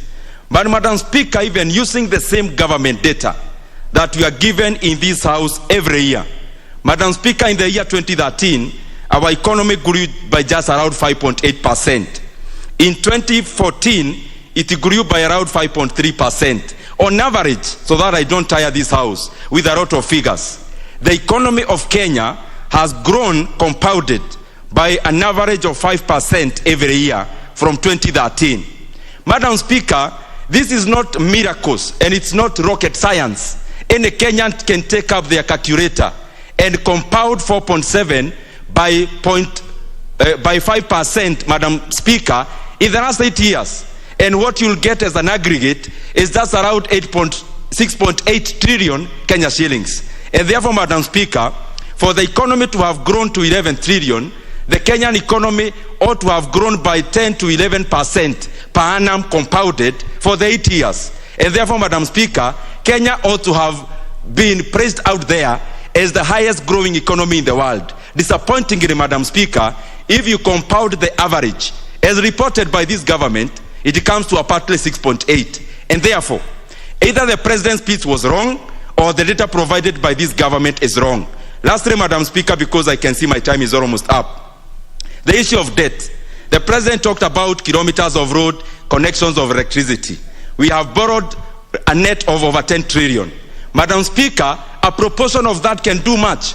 If we just tarmac actually double, that is 20,000 kilometers, that's 1.2 trillion. Madam Speaker, if you connect the 10 million households to electricity, that is 350 billion. If you connect water 50,000 per household, that's 500 billion. If you actually do a level 6 hospital in every constituency, that's 290 billion. Cumulatively, that's around 3.32 trillion, Madam Speaker. If you throw in a trillion for the other people to steal, it also leaves over half of the money that we have borrowed, Madam Speaker, that cannot be traced. We do not know where that money is. Madam Speaker.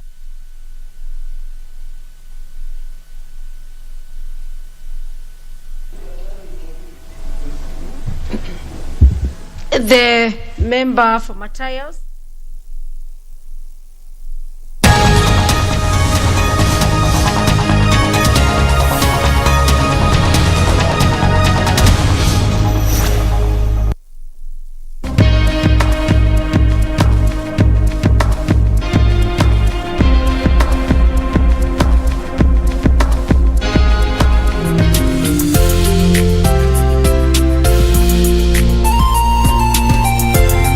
KDIC, protecting your deposits. 用一段故事建筑一座城堡。 It's your first time. Hey, I can see what's going on. You lack experience. Why are you dressed like this? You ought to dress more like me.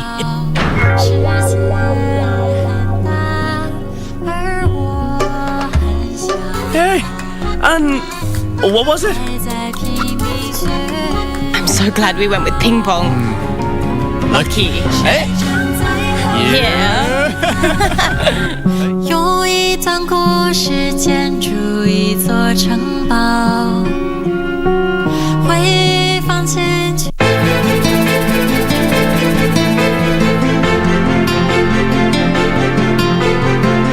Naona kama bado hajanisikiliza. Ndio, kama ni kuvuruga mimi niko tayari. Nataka kujua huu wako ni upumbavu tu ama nisikie kuzidi kichwa. Huu mchezo utaisha lini? Atake, asitake. I will take our daughter away from this menace. Wewe ulimpenda baba ama ulikuwa unamtumia kama vile mzee?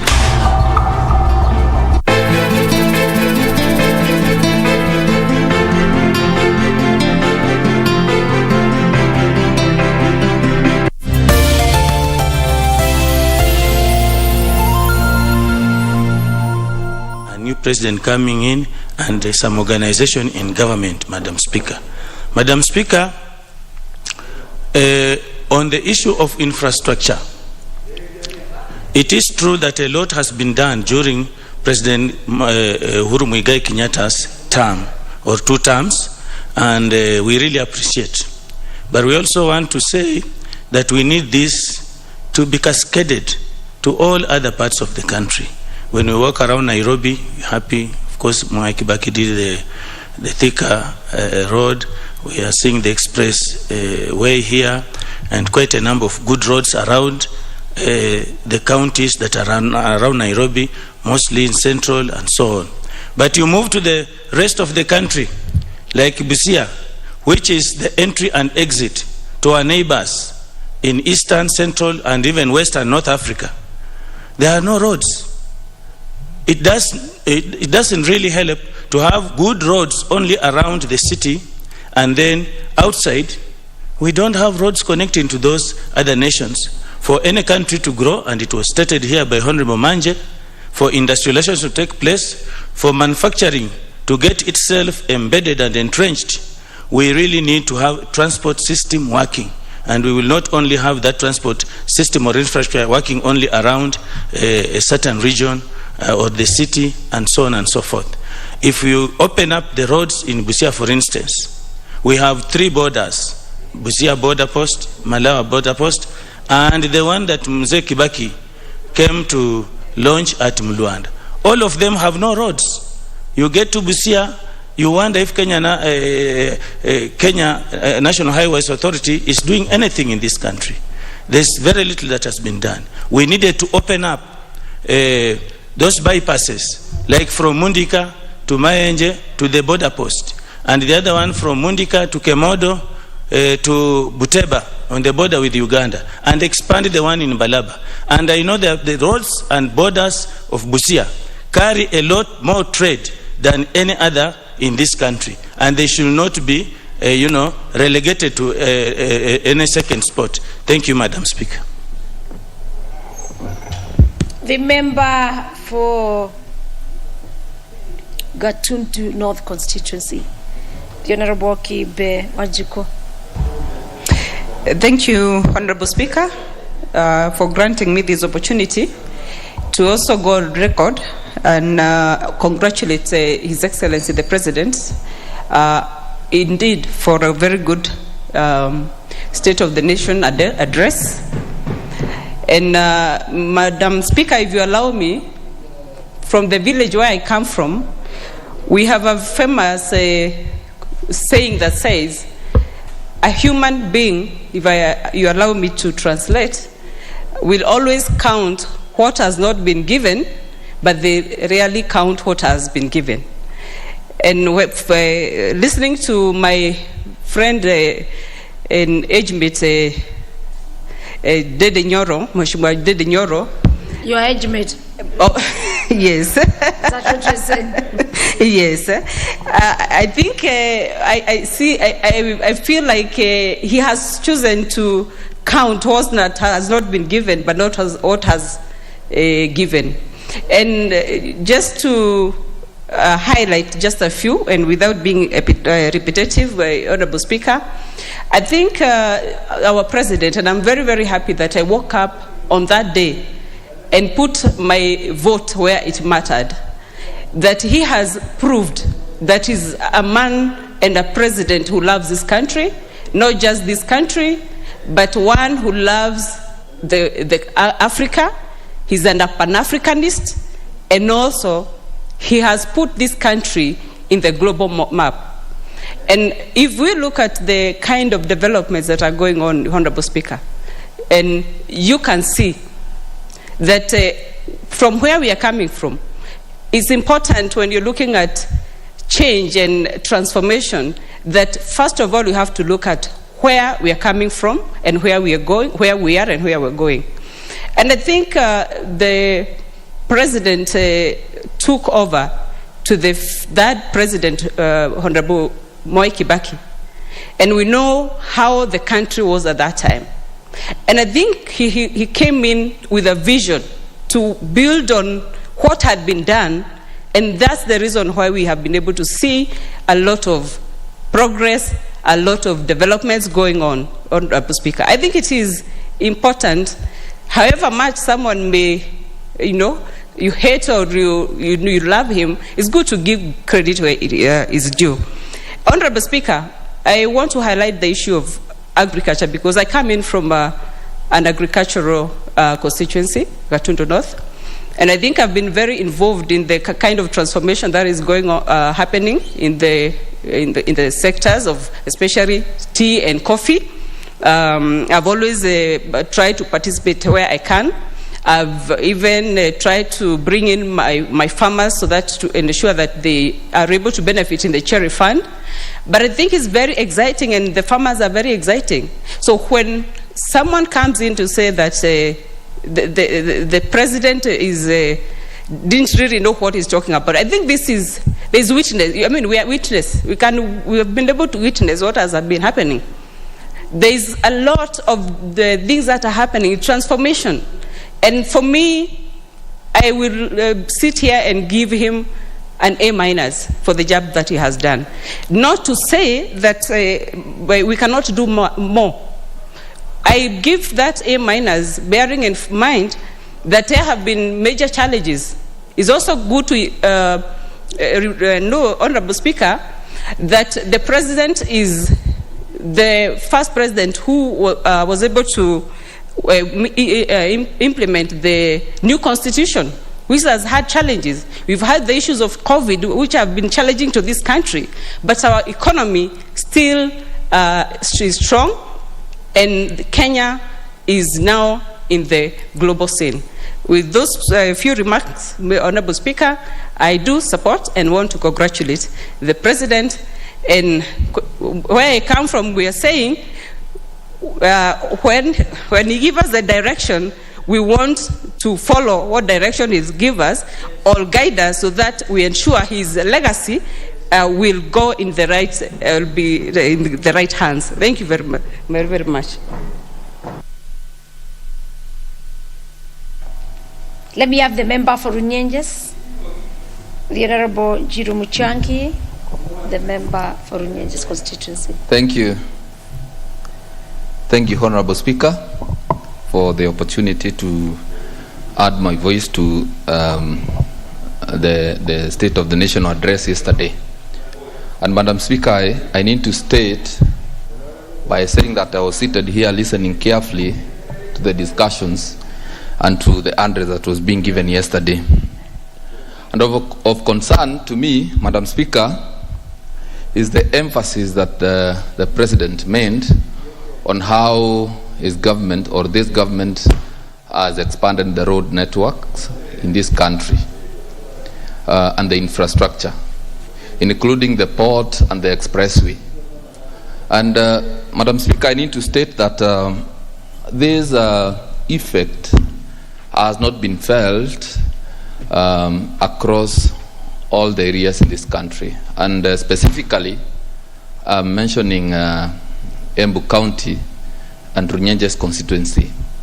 Because, Madam Speaker, I know there are roads that have stalled from 2015 and have not been completed to date, including Kieni, Kadanjure, Karurumo.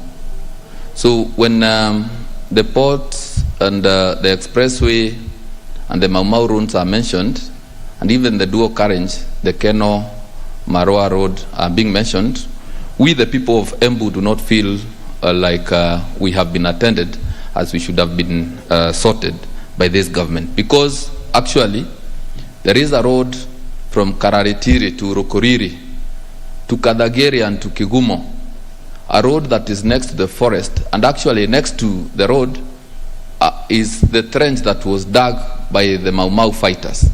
But that road was left out and has not been tarmacked, and that is a road that we would like to see done.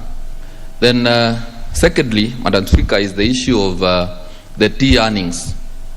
Madam Speaker, I am a tea farmer, and my constituents, half of them are tea farmers and coffee farmers. And I can confirm to this House that the effect of the sales that were mentioned in the President's address are not being felt in the constituency by the tea farmers. And we would like to tell the President to ensure that these prices that we are being told of that are good currently, we would like to hear those good stories from the tea farmers themselves, that they are getting the benefits. Because as a tea farmer, previously, a couple of years ago, we have been paid 58 shillings per kilogram. And last year, or this year's tea bonus, we were paid only 30 shillings. And I need to confirm that my tea factory, Rukuriri Tea Factory, is the best tea factory in the country, but it only got paid 30 shillings per kilo. Yet the same factory has paid 58 shillings per kilo a couple of years ago. So we would like to feel the impact of the progress that the President is talking about, so that all of us can really celebrate the earnings, or rather the gains that this government has made. So with those few remarks, I support. You support. Then we have the member for Daragwa, the Honorable Jeremiah Kioni. You have the floor. Thank you, Madam Speaker, for that opportunity. For 8 years, the President and the Jubilee government has managed to do what others had not managed to do for well over 123 years. Madam Speaker, it was a great opportunity for us to listen to the President. Some of us who have been keen to listen to others were getting a little concerned, because all that we were being told is that nothing has been done. And without doubt, the President did not cover all that we know, and for the reason that perhaps there wasn't enough time. One of the astonishing things, Madam Speaker, that I would want to mention for the record is that in my constituency, we have had the Ministry of Water under the Waziri and the PS, through the National Irrigation Agency. They have done what we call the water pans. Before the commencement of this exercise by Jubilee government, and under the direct management of Uhuru himself, the President, those water pans were being done at a cost of 180 million shillings each. In my constituency, 2 were done in the recent past at the cost of 18 million shillings each. Just note the difference. We were doing them at 180 million. And when they were being done 2 years ago, the same amount of excavation was done at 18 million shillings. Look at the theft of public resources that was going on. So when you hear the President saying that we were losing about 2 billion shillings on a regular basis, it's not through other means. It's because people who had been entrusted with those offices were stealing through the laid-down channels by corrupting the channels and not doing what was expected of them. He also gave us the example of Kenya Meat Commission, where before the coming on board of Kenya Defence Forces, we were collecting only 8,000 shillings a day. But with the Kenya Defence Forces being on board and being in charge, we are doing 1 million shillings a day. How more, or how much more would somebody want the President to demonstrate how the changes that have been done just by having honest people on board? This country can achieve a lot, but what is lacking is the honesty of those who have been charged with the responsibility to manage our affairs. And I want to include ourselves in that. When we have been elected into office, I think it is always fair that we devote the time that we have in helping improve the lives of the people who voted for us. But when we spend all our time again doing campaigns, even before the time is right for it, we waste people's time, and we also are dishonest in all our ways, because you cannot campaign for all the time you are supposed to have been offering leadership and in essence wasting people's time. Madam Speaker, look at it again. We had the very difficult scenario in this country, like it was everywhere else in the world, of the COVID epidemic. But under the management of the president, we were able to come out best. We came out better than many nations. But even still, we had companies that seized the opportunity and they became exporters of products from this country because they saw an opportunity to do something differently than we have done before. We have talked about roads, and I agree, even in my constituency, we have roads that are under construction. They will certainly not be complete by the time we do elections next year. And I hope that we'll have done more. We want to do more. We are doing 106 kilometers of road. We would want to do another 100 kilometers of road under the new government. But it is a question of who is it that we entrust with the next government. And it is important that we check around and see who has those safe hearts. If you ask me, I can tell you, and I have said it before, and I want to say it again, that I believe that the handshake was the direction that was given to us. It is through the handshake that we have been able to achieve all that was said yesterday, and we can achieve more if we give ourselves that opportunity again come 2022. I thank you.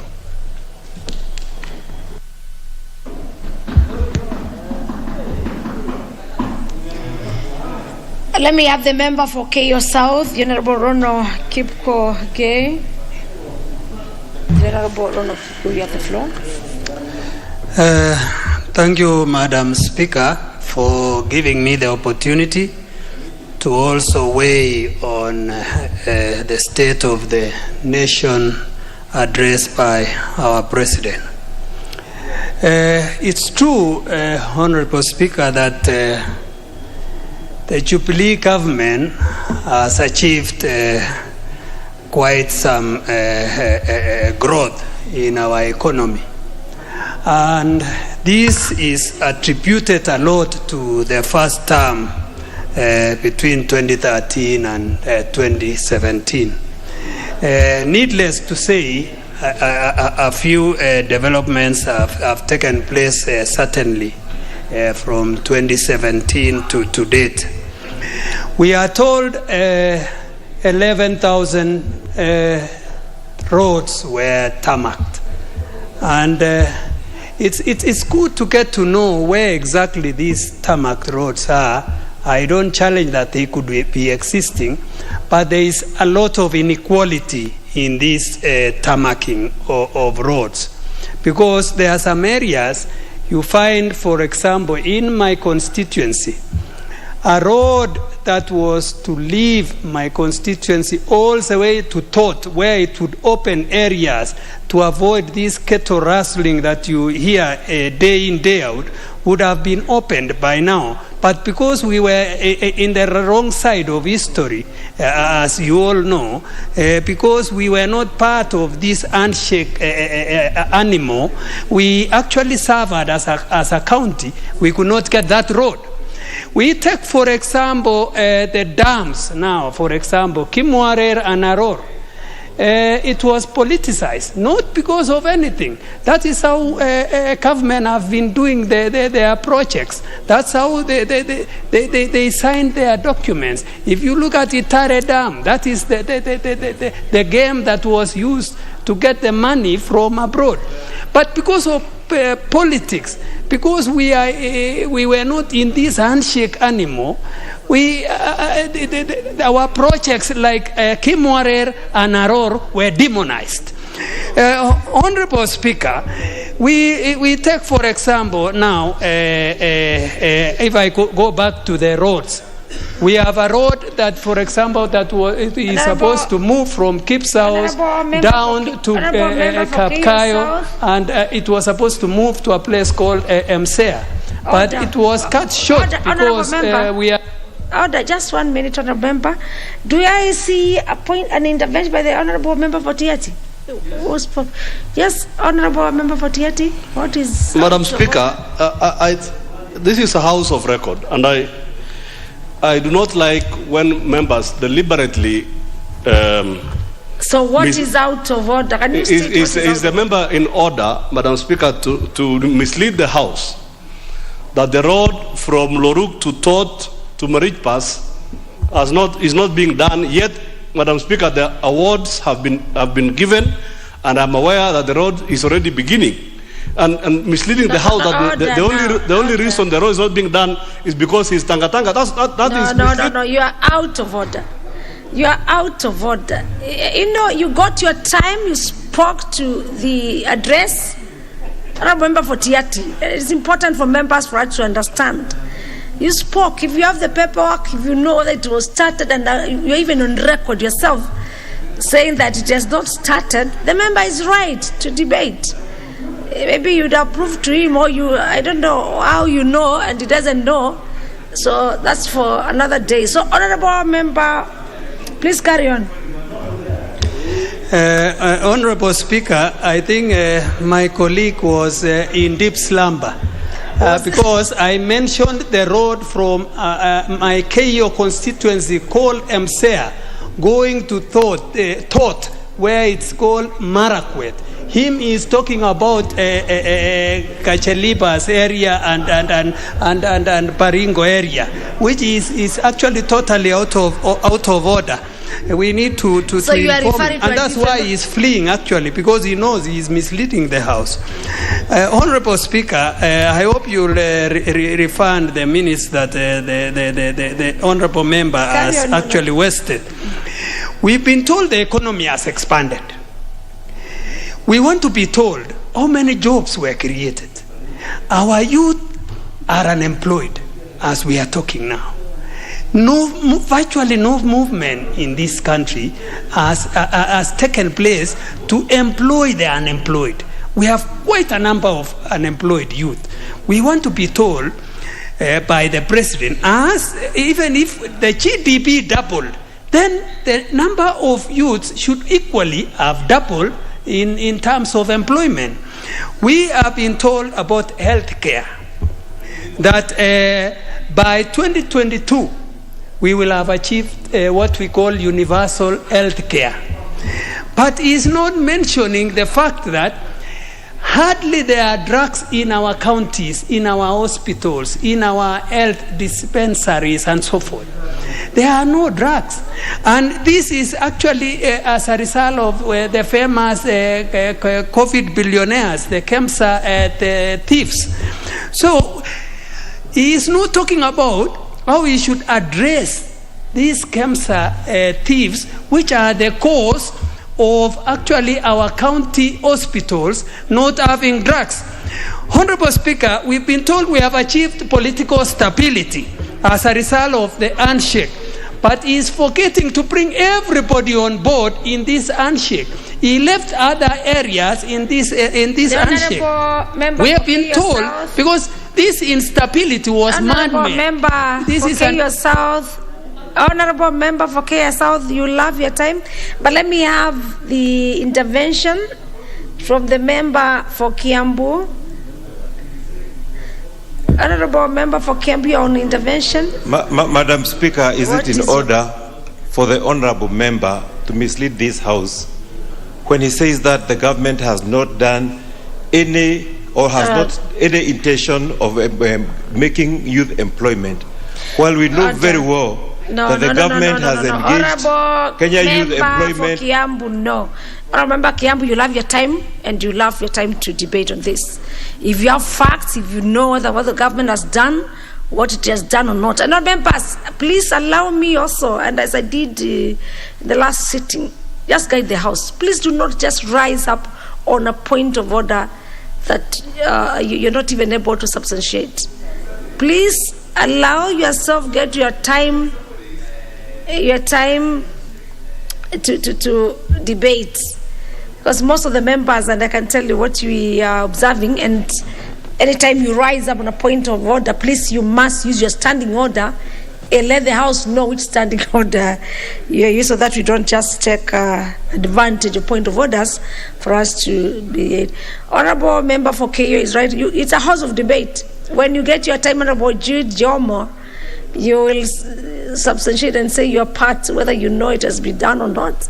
Yes, Member for KO. And Honorable Speaker, you kindly grant me more time because the issue of political instability, Honorable Speaker, was man-made. This is an individual who could not accept results of an election. He was beaten in an election with the result that he was targeting an handshake so that he can go through the back door to be in government, which is wrong. We should never allow this. We should never encourage this. We want to have elections and we respect the results of an election.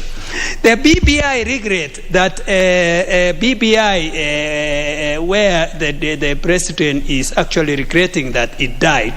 I wish to say that let BBI die a natural death, because issues, a good number of issues can be achieved through administration, through parliament here. We can actually raise the allocation of the counties from 15% to 30 to 35%. Very well. Let me have now the member for Nyeri Town, the Honorable Bugungujiri. The Honorable... Thank you very much, Madam Speaker. I appreciate you giving me an opportunity to stand up and comment about the President's State of the Nation address, and especially to support a lot of the things that he raised. First and foremost, Madam Speaker, I want to point out that in any given circumstance, you have an option. You can give somebody a glass of juice that is 3/4 full, and they can decide that they're going to focus on the quarter that is not there, and they're going to complain about that particular quarter.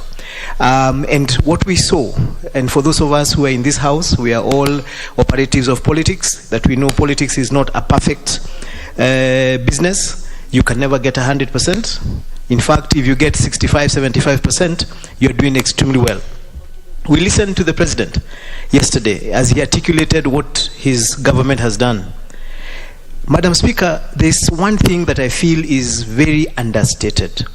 The last time I got a 411 update on vaccinations in the country, I was informed that we have close to 6 million or above 6 million Kenyans who have been vaccinated.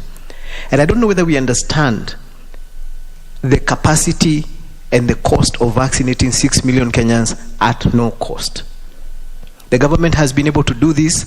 People across the country have been able to access COVID vaccinations, and this is something we're supposed to be celebrating and acknowledging as an achievement of this government. Madam Speaker, when you go to the President's State of the Nation address specifically, you see how this particular president turned a crisis into an opportunity. I come from Nyeri Town Constituency. During the COVID pandemic, when it was at its highest, we had 4,000 young men and women working every day under kazi mtaani in just that one particular constituency. And this played a major role in keeping the community going, in reducing opportunities for misbehavior among these particular young people. People were earning some money, people were busy, and this is something that we need to appreciate. Madam Speaker, it is also important for us to appreciate that we have had an extremely volatile political environment in this country over the last 3 years. Madam Speaker, sections of the executive, sections of government decided that they were not going to work, and they were going to spend the period campaigning, and left the president and part of his government being the ones who are working. Despite this, and despite the fact that we looked like we were running into a campaign at any given time, the president was able to steady the country, keep it going. We have had people shouting politically every particular weekend and every week, and it has not affected at all the social structure of this country. It hasn't affected at all the economic structure of this country. It hasn't affected at all how people relate with one another. That is a massive achievement, Madam Speaker. I have listened to some of my colleagues complaining about being left out of the handshake. Madam Speaker, the handshake of 2018 was between protagonists of a political competition. This political competition that happened in 2017 was between two people. I don't understand why some people feel like they were left out. They were not part of that particular conflict, unless they want to be part of it. In addition, and this is now where it is important for us to remember, the humility that is required to do what the partners of the handshake did tells us their commitment to this country. They were able to come down from their high horses, or both of them. Each of them felt a certain sense of entitlement for their position. They came down And for the sake of this nation, they reached out to each other. Madam Speaker, the importance of that and the lesson that that teaches us is that for us to move our country forward, we must be willing to step down from hard-held positions and be able to listen to the other person. This is one of the achievements of this particular president. There was a major articulation in point form of the economic infrastructure. Kenya looks like a construction site. In this town, you drive around, you look like you're in the middle of a construction site. That is something that we cannot underscore. So, Madam Speaker, mine is to congratulate the President for what he has done. I know he still has another couple of months to finish, and I know he will finish strong. And as he finishes strong, we'll be able as a country to decide who takes over from him to continue the good work that he has done. Thank you very much, Madam Speaker.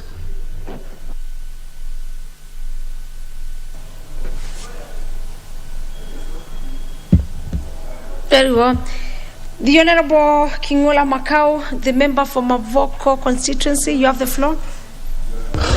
Thank you, Madam Speaker, for giving me this moment to comment on the President's speech. Madam Speaker, I thank the President. Yesterday, he cut out his speech into three: economic, social, and political. Madam Speaker, when I listened to the President, he spoke of his achievements. And right now, as I stand here, I'm one of the happiest people out of those gains. The Nairobi Expressway from Lolongo, Madam Speaker, after it's completed, he himself said to take about 22 minutes to be in this town. That one, I say, is a tick. Number two, Madam Speaker, I know the road network, the water, the electricity connectivity.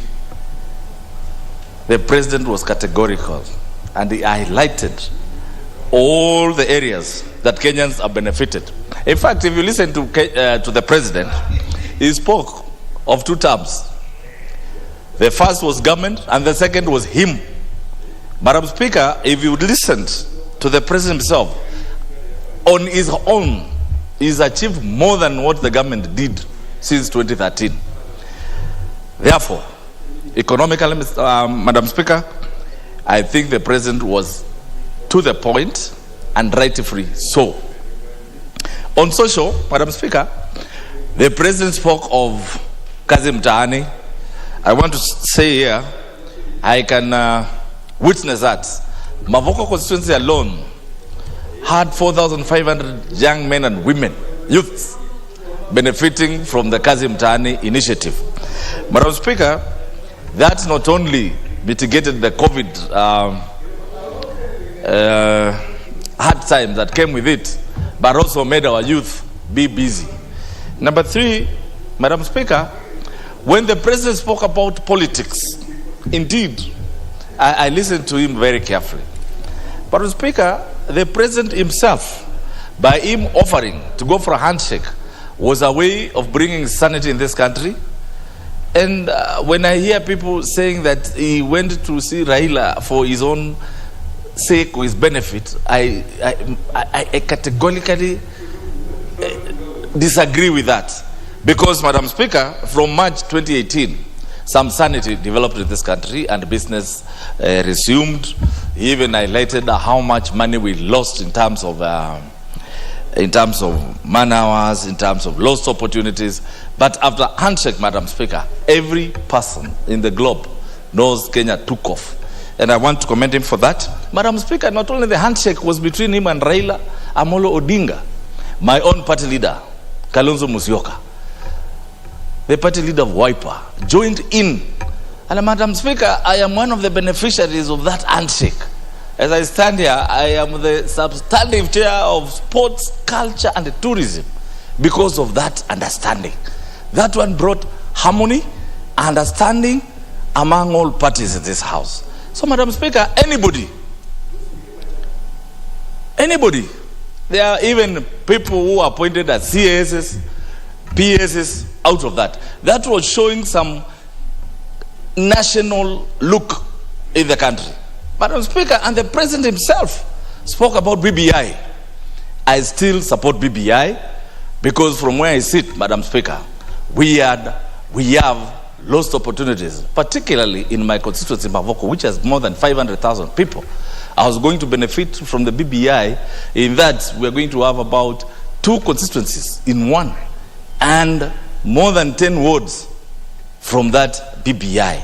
So, Madam Speaker, I am still of the opinion that we still revive BBI because it's going to bring more money for devolution, more administrative units.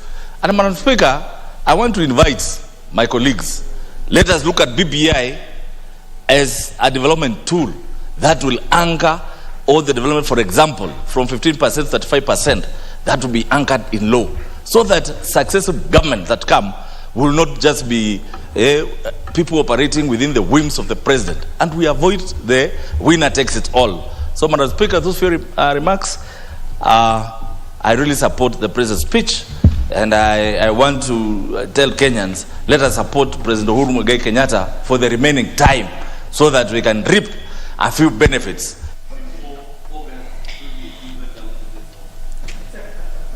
Very well. The member for Ruiru constituency, the Honorable Kingara Nganga. A point of order. Who is on point of order?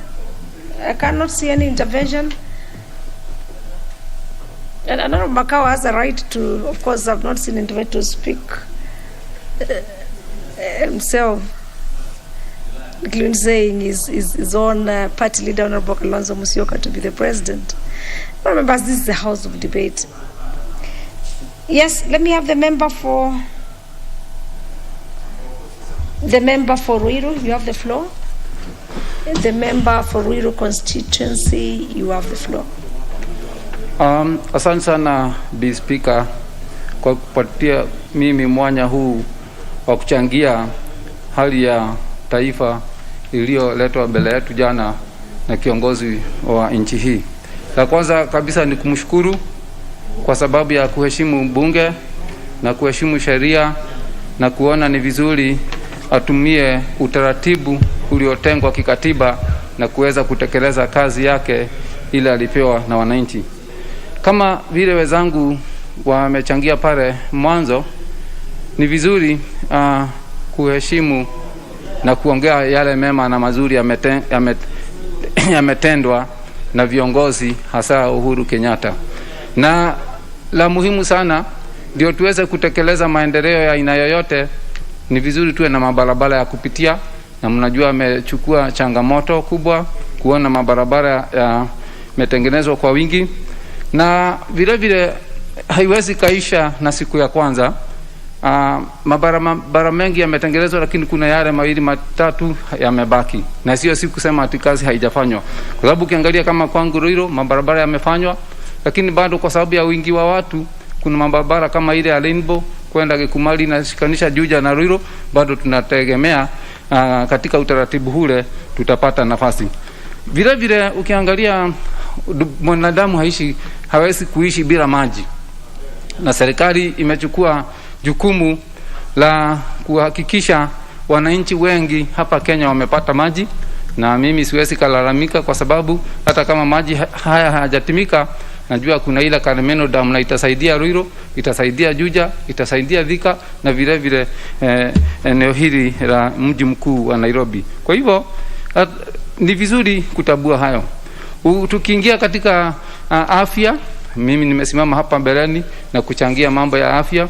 Wakati tulikuwa na changamoto kubwa sana pale Ruiru, wakati tuko watu 600 na vitanda vya wale wagonjwa ilikuwa 24. Sasa hii nimesimama mbele ya bunge nikisema kutokana na maendeleo mema ya Uhuru Kenyatta, sasa hii tuko na vitanda 150. Na hilo ni jambo la kuchangia, na hatuwezi kasita kusema ukweli yale yametendeka. Ni vizuri vile vile kuhakikisha kuna amani, na ndio watu waweze kufanya kazi pembe zote za Kenya. Na kiongozi wa nchi amejaribu pale angeweza kuleta uwiano, na ndio sababu tuko hapa na unaweza fanya biashara katika pembe yote ya Kenya na maendeleo inaweza noga kwa sababu kuna huo uwiano. Bi Speaker, hata wakati kiongozi wa nchi na viongozi wengine walikuwa wanajaribu kuleta maendeleo katika Kenya yetu, tulikumbwa na hili janga la corona.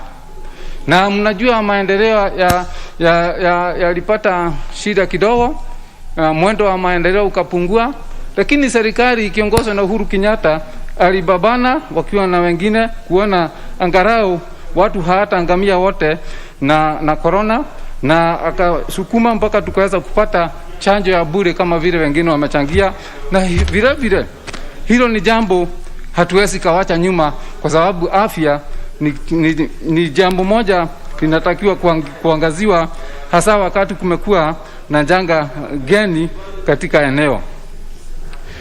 Ndio Speaker, uhaba wa kazi ni changamoto, na serikali ikipitia Uhuru Kenyatta amejaribu kuangalia kuona vijana wamepata kazi, lakini lile mimi liliniguza na nikaona ni jambo zito na linasaidia Wakenya wengi hasa chipukizi, ni ile taasisi ya kiufundi, ukipenda TTI, ambayo imewekwa karibu sasa maeneo yote.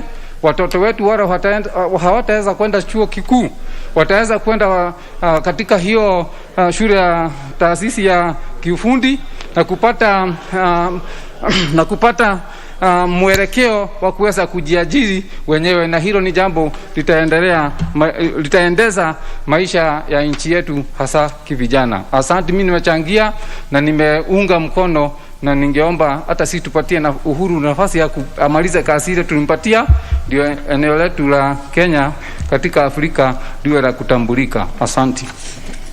Very well. The member for Gatanga Constituency, the Honorable Ngugi Duati. Honorable Ngugi. Thank you very much, Honorable Speaker, for also giving me a chance to make my contribution. And Honorable Speaker, I want to say I listened very keenly to what the President said yesterday. And Honorable Speaker, I want to confirm that a lot has been achieved by the President during his term. Honorable Speaker, I come from Gatanga, where we say our cash crop is music. We are known for famous musicians like DK, Kariukiwaki Arotara, Kegia of Reketumano, which we are going to do very soon, John Demethiu, Timona Mboro. You said Karia of? Kariukiwaki Arotara, Peter Kegia, who has sung a song known by Reketumano, which we are going to facilitate very soon. Then, of course, there are many others. And I want to say, Honorable Speaker, through the leadership of the President, we have been able to get a new studio worth 25 million. Because the President realized we are losing our cash crop to Nyandarua people, where Honorable Kiodi comes from. So through that investment, Honorable Speaker, I want to assure you that we'll continue bringing the best numbers from Central Province. And Honorable Speaker, I want to invite you, one of these days, maybe we can even give you tutorials of how to sing. And you also drink our water. You know, if you drink water from Gatanga, you become a musician. Honorable Speaker, again, in terms of infrastructure, I really want to confirm that the President has done a lot. And it's not in Nairobi alone, where we are seeing the express highway. In Gatanga, I can confirm, you can drive across forwards without touching soil. So many roads are going on. Honorable Speaker, there's one from a place called Makoyo, Kaguku, Gateigoro. From Makuyu, joining Garissa Road, which was done by our President, and it costed about 2.6 billion, which is going to connect those dry areas, Maragua, Gatanga, the lower side of Gatanga, and Garissa Road. And it's a very good road. Honorable Speaker, to decongest Thika town and to facilitate movement, because most of the businessmen in Thika come from my constituency. The government has done a new bypass from Blue Post, Del Monte up to Garissa Road, which is a fantastic new road, which is still in Gatanga. Again, Honorable Speaker, through Jubilee, we have gotten a road called Kionyo Jasho Mokoroe Road, Getiri, which costed about $1 billion. Honorable Speaker, people are mentioning Mau Mau Road. Mau Mau Road was even done earlier. That is Kimandi, Karangi, Gatakaini, which has also been done by this government, costing more than $1 billion. Honorable Speaker, there's another ongoing road called Kerwara, Geatutu Kegio, which is also cost us about 1 billion, which is about 50%. Then, Honorable Speaker, the game changer, and which we pleaded with the President and he agreed, is to connect Nyandarua with Morang. And that connection is going to be provided through Gatanga. The President is doing a new road from a place called Gatakaini to Njambini, and again connecting Kenyona, which will cost about 3 billion. This road is going to improve trade between Nyandarua and Gatanga. Honorable Speaker, in Gatanga we grow avocado, we grow arrowroots, sweet potatoes, tea and coffee, which will be able to export to Naivasha and Njambini and those Rift Valley areas. Then from Njambini, Honorable Speaker, this one is going to be a game changer because that road is only 24 kilometers. Honorable Speaker, before, things would go from Njambini to Thika, then they come back. Through this connection, potatoes have become cheap, peas, carrots, all these things. And this one is also going to facilitate trade between Machakos and Kitui. In terms of power, we have done very well. Improved power connectivity. We have lit all our towns with street light. Water, Honorable Speaker, we are doing very well. All the water you drink in Nairobi, you use to wash your clothes. Honorable Speaker, comes from Gatanga.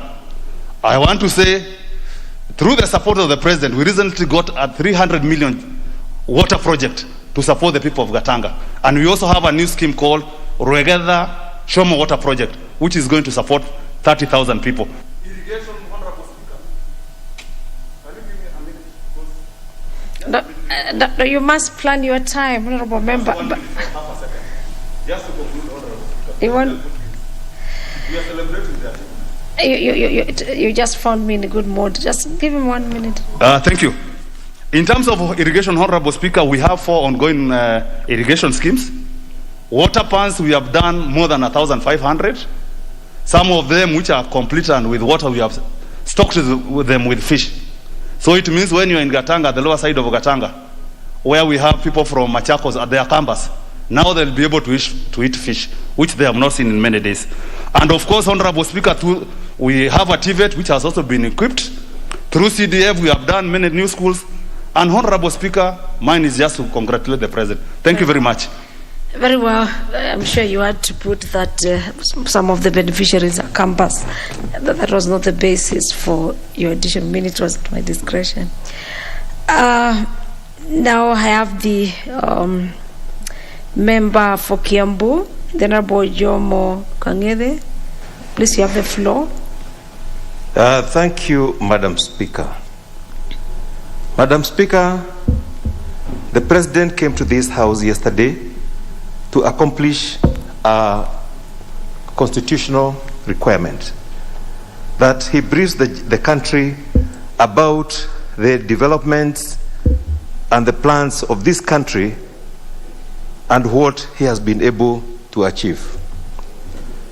Madam Speaker, some of the people who were in this House yesterday went home very sad and very annoyed because they have been preaching a gospel that the Jubilee government has not attained any development. But the President came out very, very clearly about the developments that his government has been able to attain.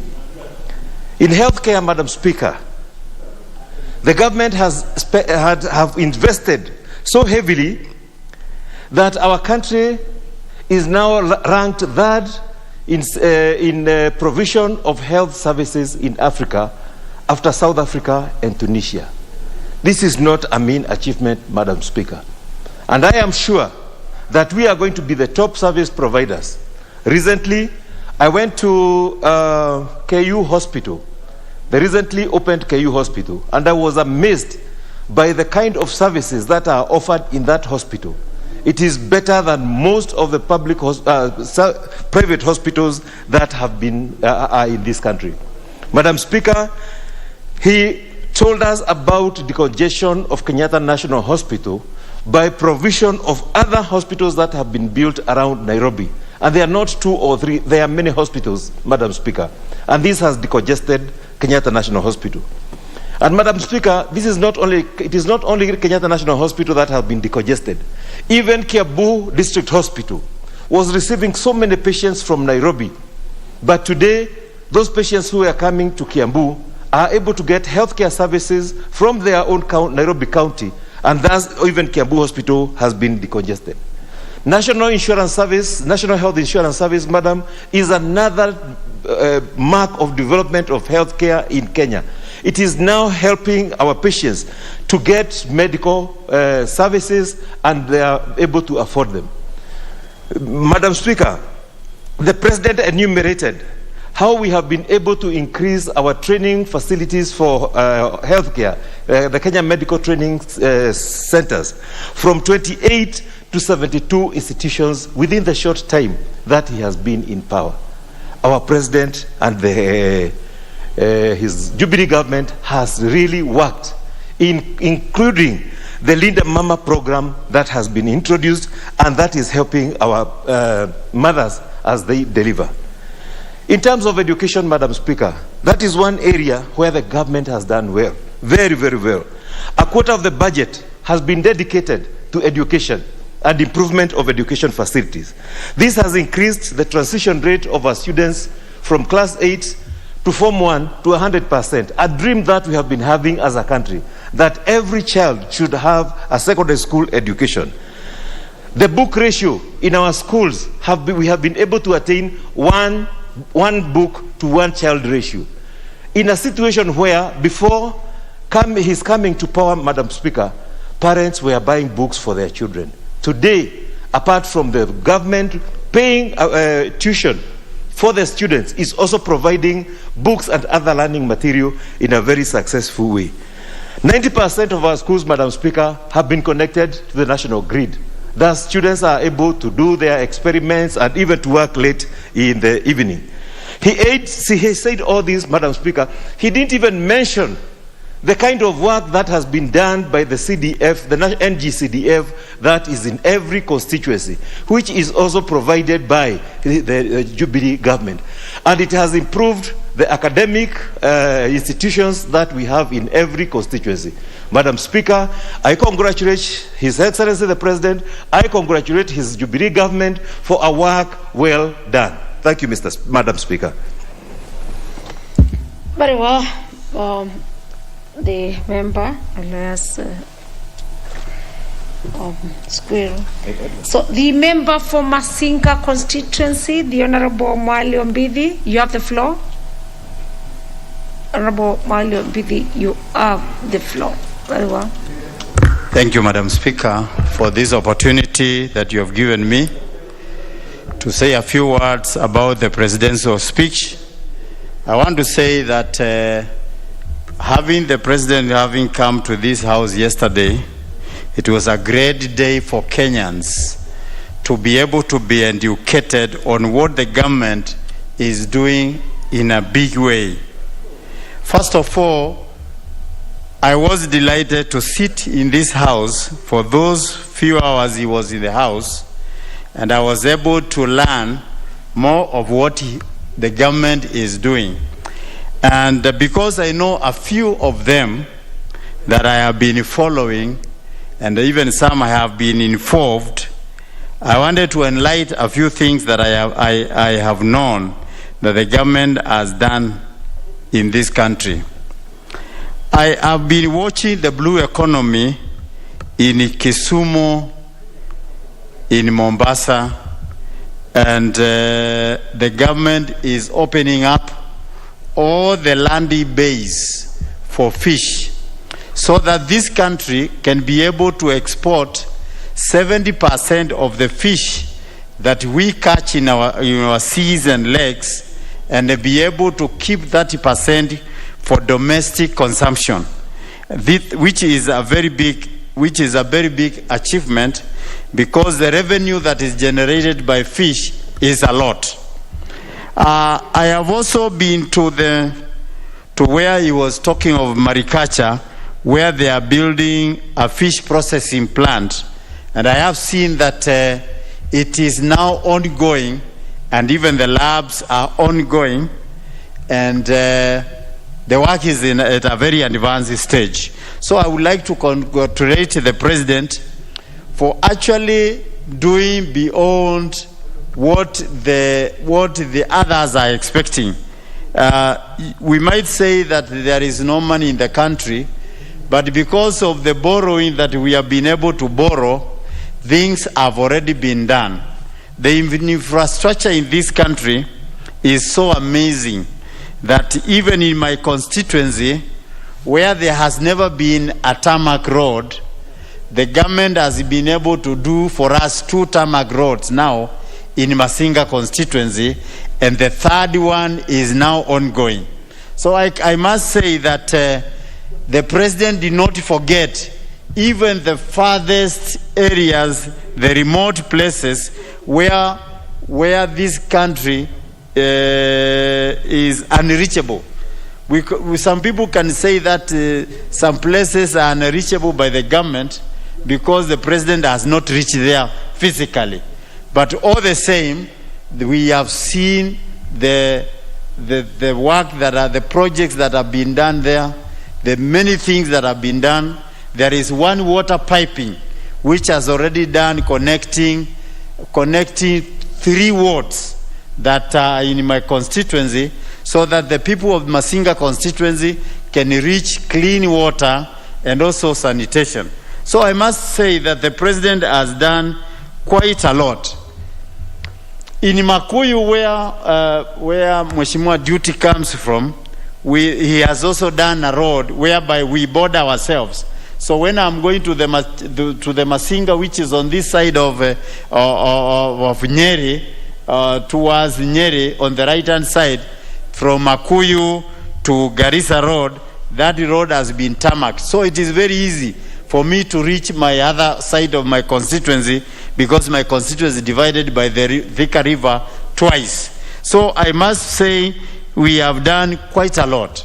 And not to mention that the Tippet Institute that has been completed in my constituency, and the students that did not attain the marks to go to the university are now learning in that Tippet the skills that are supposed to give them some knowledge so that they can go to the field to look for employment. So with those a few remarks, I support the President's speech.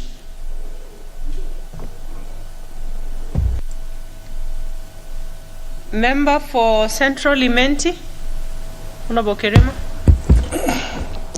Thank you, Madam Speaker, for this opportunity you have given me to contribute to the presidential speech, which was delivered yesterday by His Excellency the President Uhuru Muigai Kenyatta. And particularly, I must congratulate the President, because our President is a charismatic leader. When he stands before the House and before the nation to address the same, no, whatever the President says, Madam Speaker, it may be what is there in the paper or what is there on the ground, but I congratulate him because he is very convincing in all things which take place. Our President talked of a number of rules which have been developed in the country from the time when he took over. And Madam Speaker, mine is to say that it's true, I have visited a number of sections of this country on parliamentary duties, especially if you go to Nyanza and the Ruo Nyanza and the Western Province, you find that surely the road network has really improved. They are new, they are wide enough, and you can really find that there are developments, and no wonder that you hear people are really pressing the handshake. You see surely there is a reason of why they are very happy about the handshake. Because as far as the place I come from, Central Imenti and Meru County in general, I can count a number of projects, road projects, which were launched by the President in 2017 during the time of campaign, and none of them has ever taken off. I'm here today for it to be put into the record that in Central Imenti, other than the highways, which connect us from one county to the other one, and they had no other way or alternative other than passing through my constituency. I have no tarmac in my constituency other than the 2 kilometers which have been constructed at the time of the Jubilee government between 2013 to 2021. 2 kilometers. And that one is from a place called Moroga, that is a place which borders North Imenti and Central Imenti, to a place called Kadita. And it was constructed as part of the Kokokora, Kaderi Kariene, Geaki Road. Madam Speaker, those 2 kilometers were constructed and then the contractor withdrew from the site. And those are the only 2 kilometers in my constituency from the time of independence up to now. So when we hear people talking about roads, tarmac road, you hear an MP is talking of 3 roads, the third one is taking place, we wonder. And my constituency is part of the constituency which really came out at the time of voting to vote His Excellency President Uhuru Muigai Kenyatta in numbers, in rove.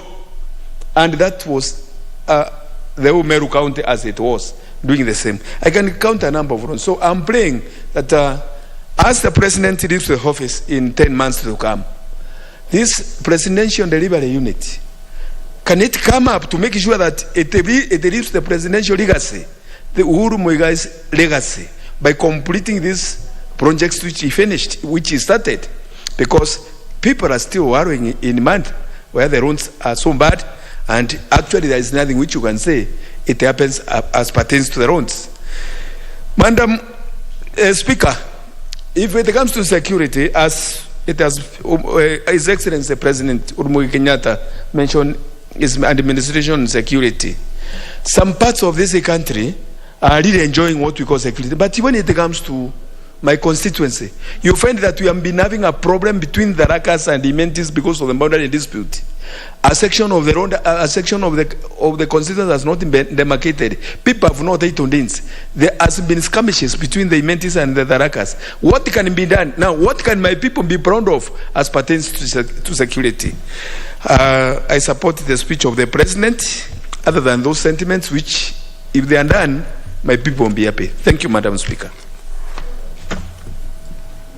Member for Likoni, Honorable Mboko Mishi.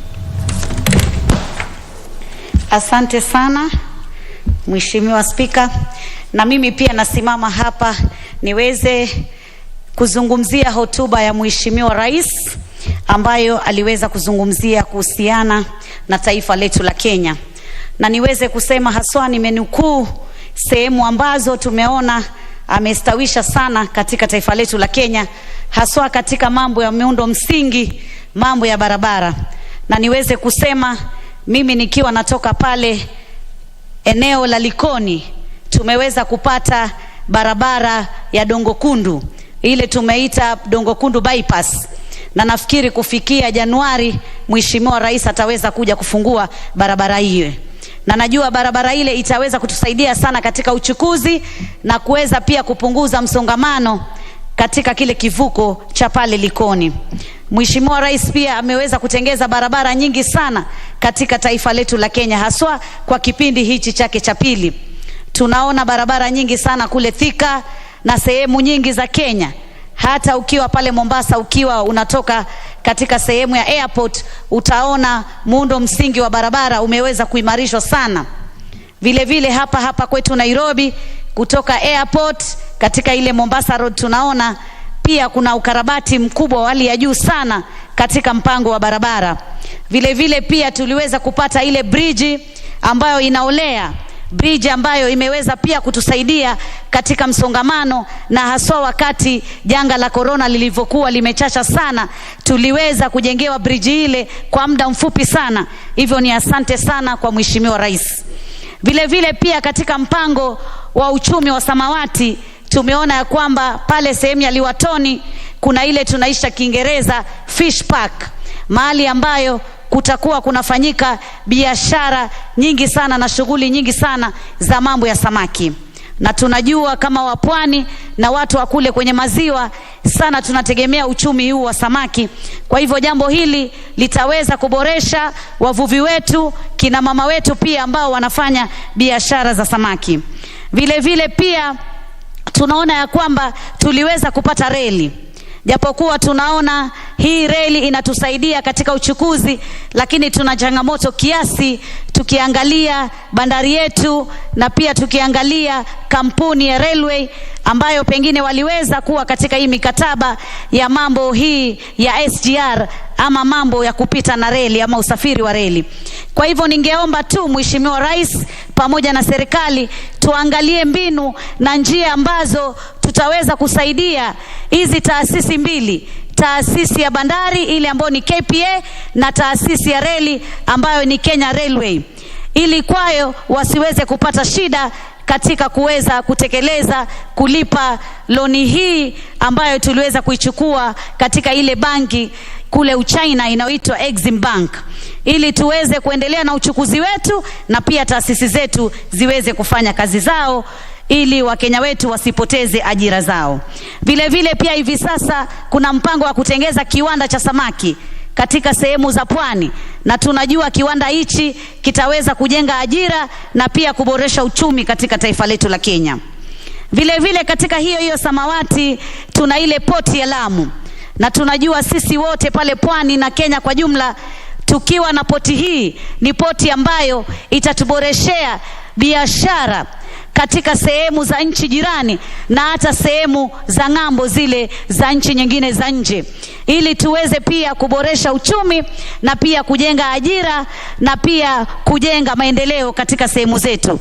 Jambo la afya haswa nikiangalia Linda Mama, hii program inafanyika kikweli na kina mama hawalipi chochote na wanaweza kuzaa bila malipo. Mambo yale ya kuleta umeme katika sehemu zile za mashambani pia yamefanyika na yamekuwa bora zaidi.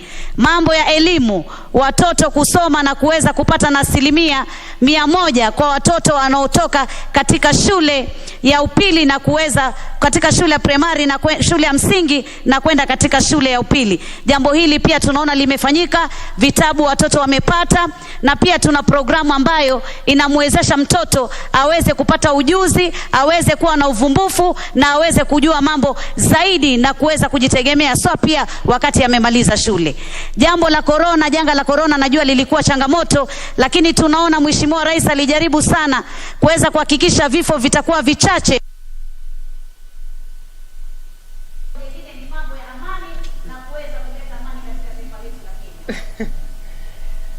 Sawa Mheshimiwa. Let's have a member for West Mugirango, Honorable Kemosi.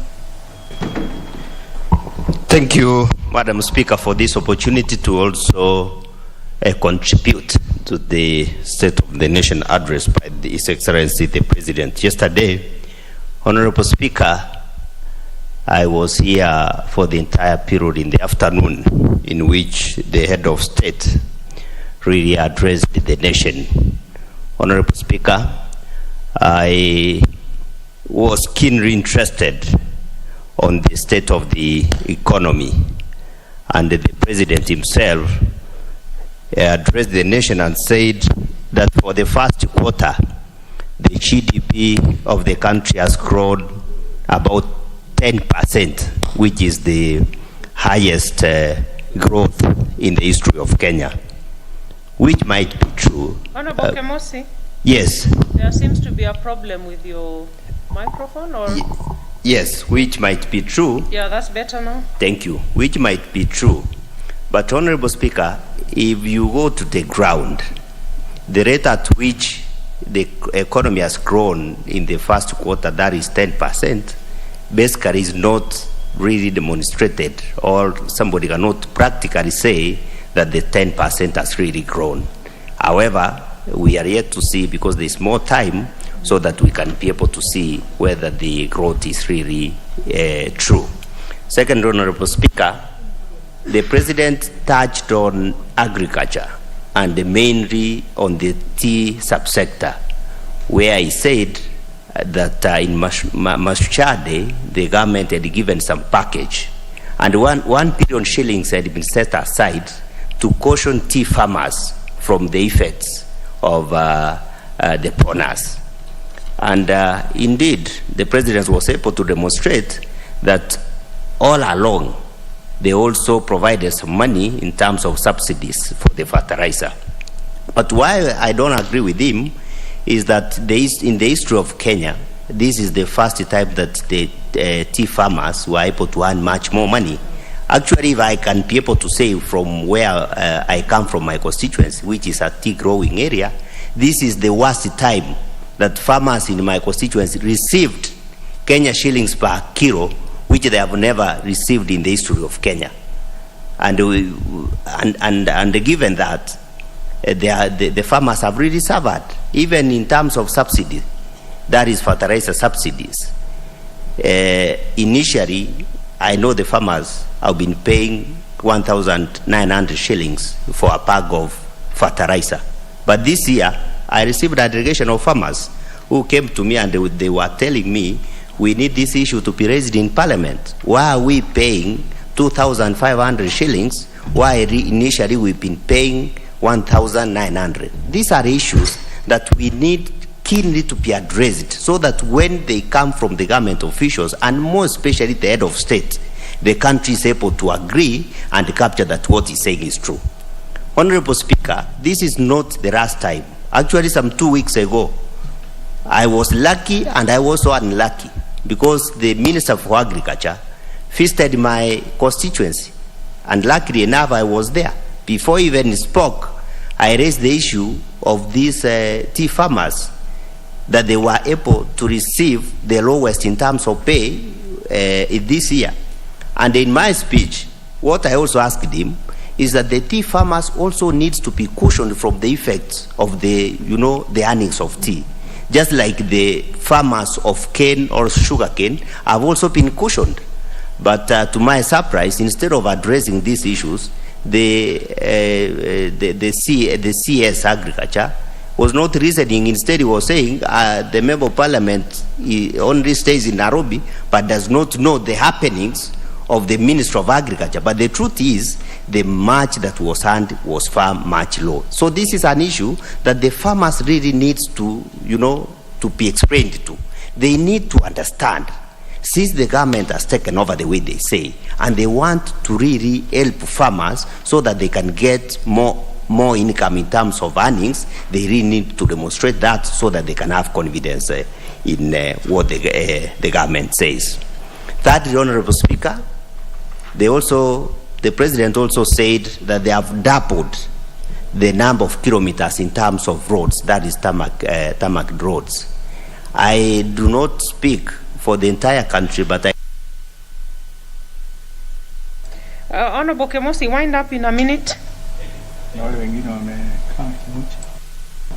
Thank you, Honorable Speaker. I can speak for my constituency. The last time, Honorable Speaker, that I saw a tarmac road in my constituency was about 5 years ago.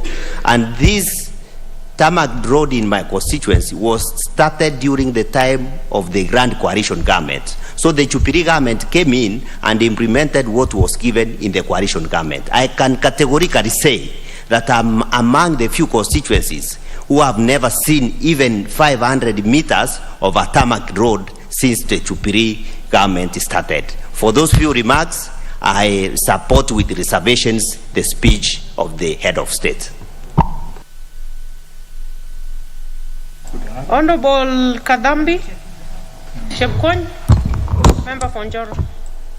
Thank you very much, Madam Speaker, for giving me the opportunity so that I can contribute in relation with the State of the Nation address by the President.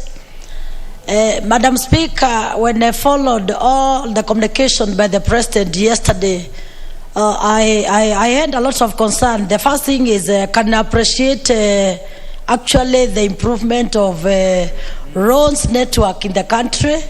I can also appreciate in my constituency, I've at least lobbied some roads which are successful. But still, I can mention we still have some other roads which are not have not been allocated the finance. Therefore, Madam Speaker, with the address by the President yesterday, I still have a lot of concern when it comes to the matters of security. Because, Madam Speaker, as I stand here, within this year of 2021, my constituency, I have lost over 7 people. There is no result of any investigation which has taken the country. Also, Madam Speaker, I get a lot of concern when we talk about the matters of security, because sometimes we are getting a lot of challenge as members of constituencies. We lobby even for the vehicles for our police officers, but we cannot even get a single vehicle. As I stand here, Madam Speaker, I've even tried to lobby for my constituency officers, even to get vehicles from 2017. Therefore, Madam Speaker, Joro constituency being a very sensitive constituency in this country, it is really worrying when the matters of security are mentioned here, and actually on the ground we have a lot of challenge. Even lobbying for the officers, or even also the team of officers of the anti-stock theft to be increased, it really becomes a thorny issue. Madam Speaker, I still had a lot of interest to hear the matters of energy sector, the connectivity of electricity. There is a lot of challenge, Madam Speaker. As I still stand here, my constituency is composed of 6 wards, but when you go in those 6 wards, you will still find many people who don't have electricity. Therefore, Madam Speaker, as we are discussing this matter, it should also be noted that the Ministry of Energy, we are expecting the new CES to take a lot of actions and to make sure that our people are connected with the matters of electricity. Also, my concern, Madam Speaker, also when it comes to the matters of the security, we have been let down. A constituency like Joro constituency, which is the 2nd largest in Nakuru County, we still have lobbied a lot of sublocations, a lot of locations, but we have not gotten even a single location. Meaning what, Madam Speaker? It means it becomes very hard for the service delivery. It becomes very hard, Madam Speaker, for also the matters of the security to be taken seriously, and also it makes very hard for people to gather more information from the locations and sublocations, because there is denial not to give the people such locations and sublocations. Also, Madam, when through the address of the President still, we appreciate a lot what he has said about COVID, but we still have a lot of loophole also to say. Kenyans have been hit. There's a lot of losses of businesses. There's a lot of problems. And what I was expecting also to hear from the entire address is, can Kenya itself as a government at least accept that, can we have free checkup for all Kenyans in relation with the COVID, so that we can know the status of our people and to guide the country, which actions they can take, so that we can ensure that our people, we know their status and actions are taken. Also, lastly, Madam Speaker, I also appreciate the actions taken by the government in relation with education. But also we have a lot of challenge when it comes to the registration of schools. Therefore, Madam Speaker, the CS for education must caution his officers that the delay of registration of schools in this country has really caused a lot of damage to our children, and also making our children to not get their rightful requirements. And lastly, Madam Speaker, the water scarcity in this country is so much. Women, girls have really suffered a lot. Madam Speaker, we cannot forget the pastoralists in this country. We cannot forget the northern part of Kenya and other parts of this country. People are losing livestock, and it is even a bit, it cannot even be told in better words that it's even shameful that we can lose a lot of livestock. People are suffering because of lack of.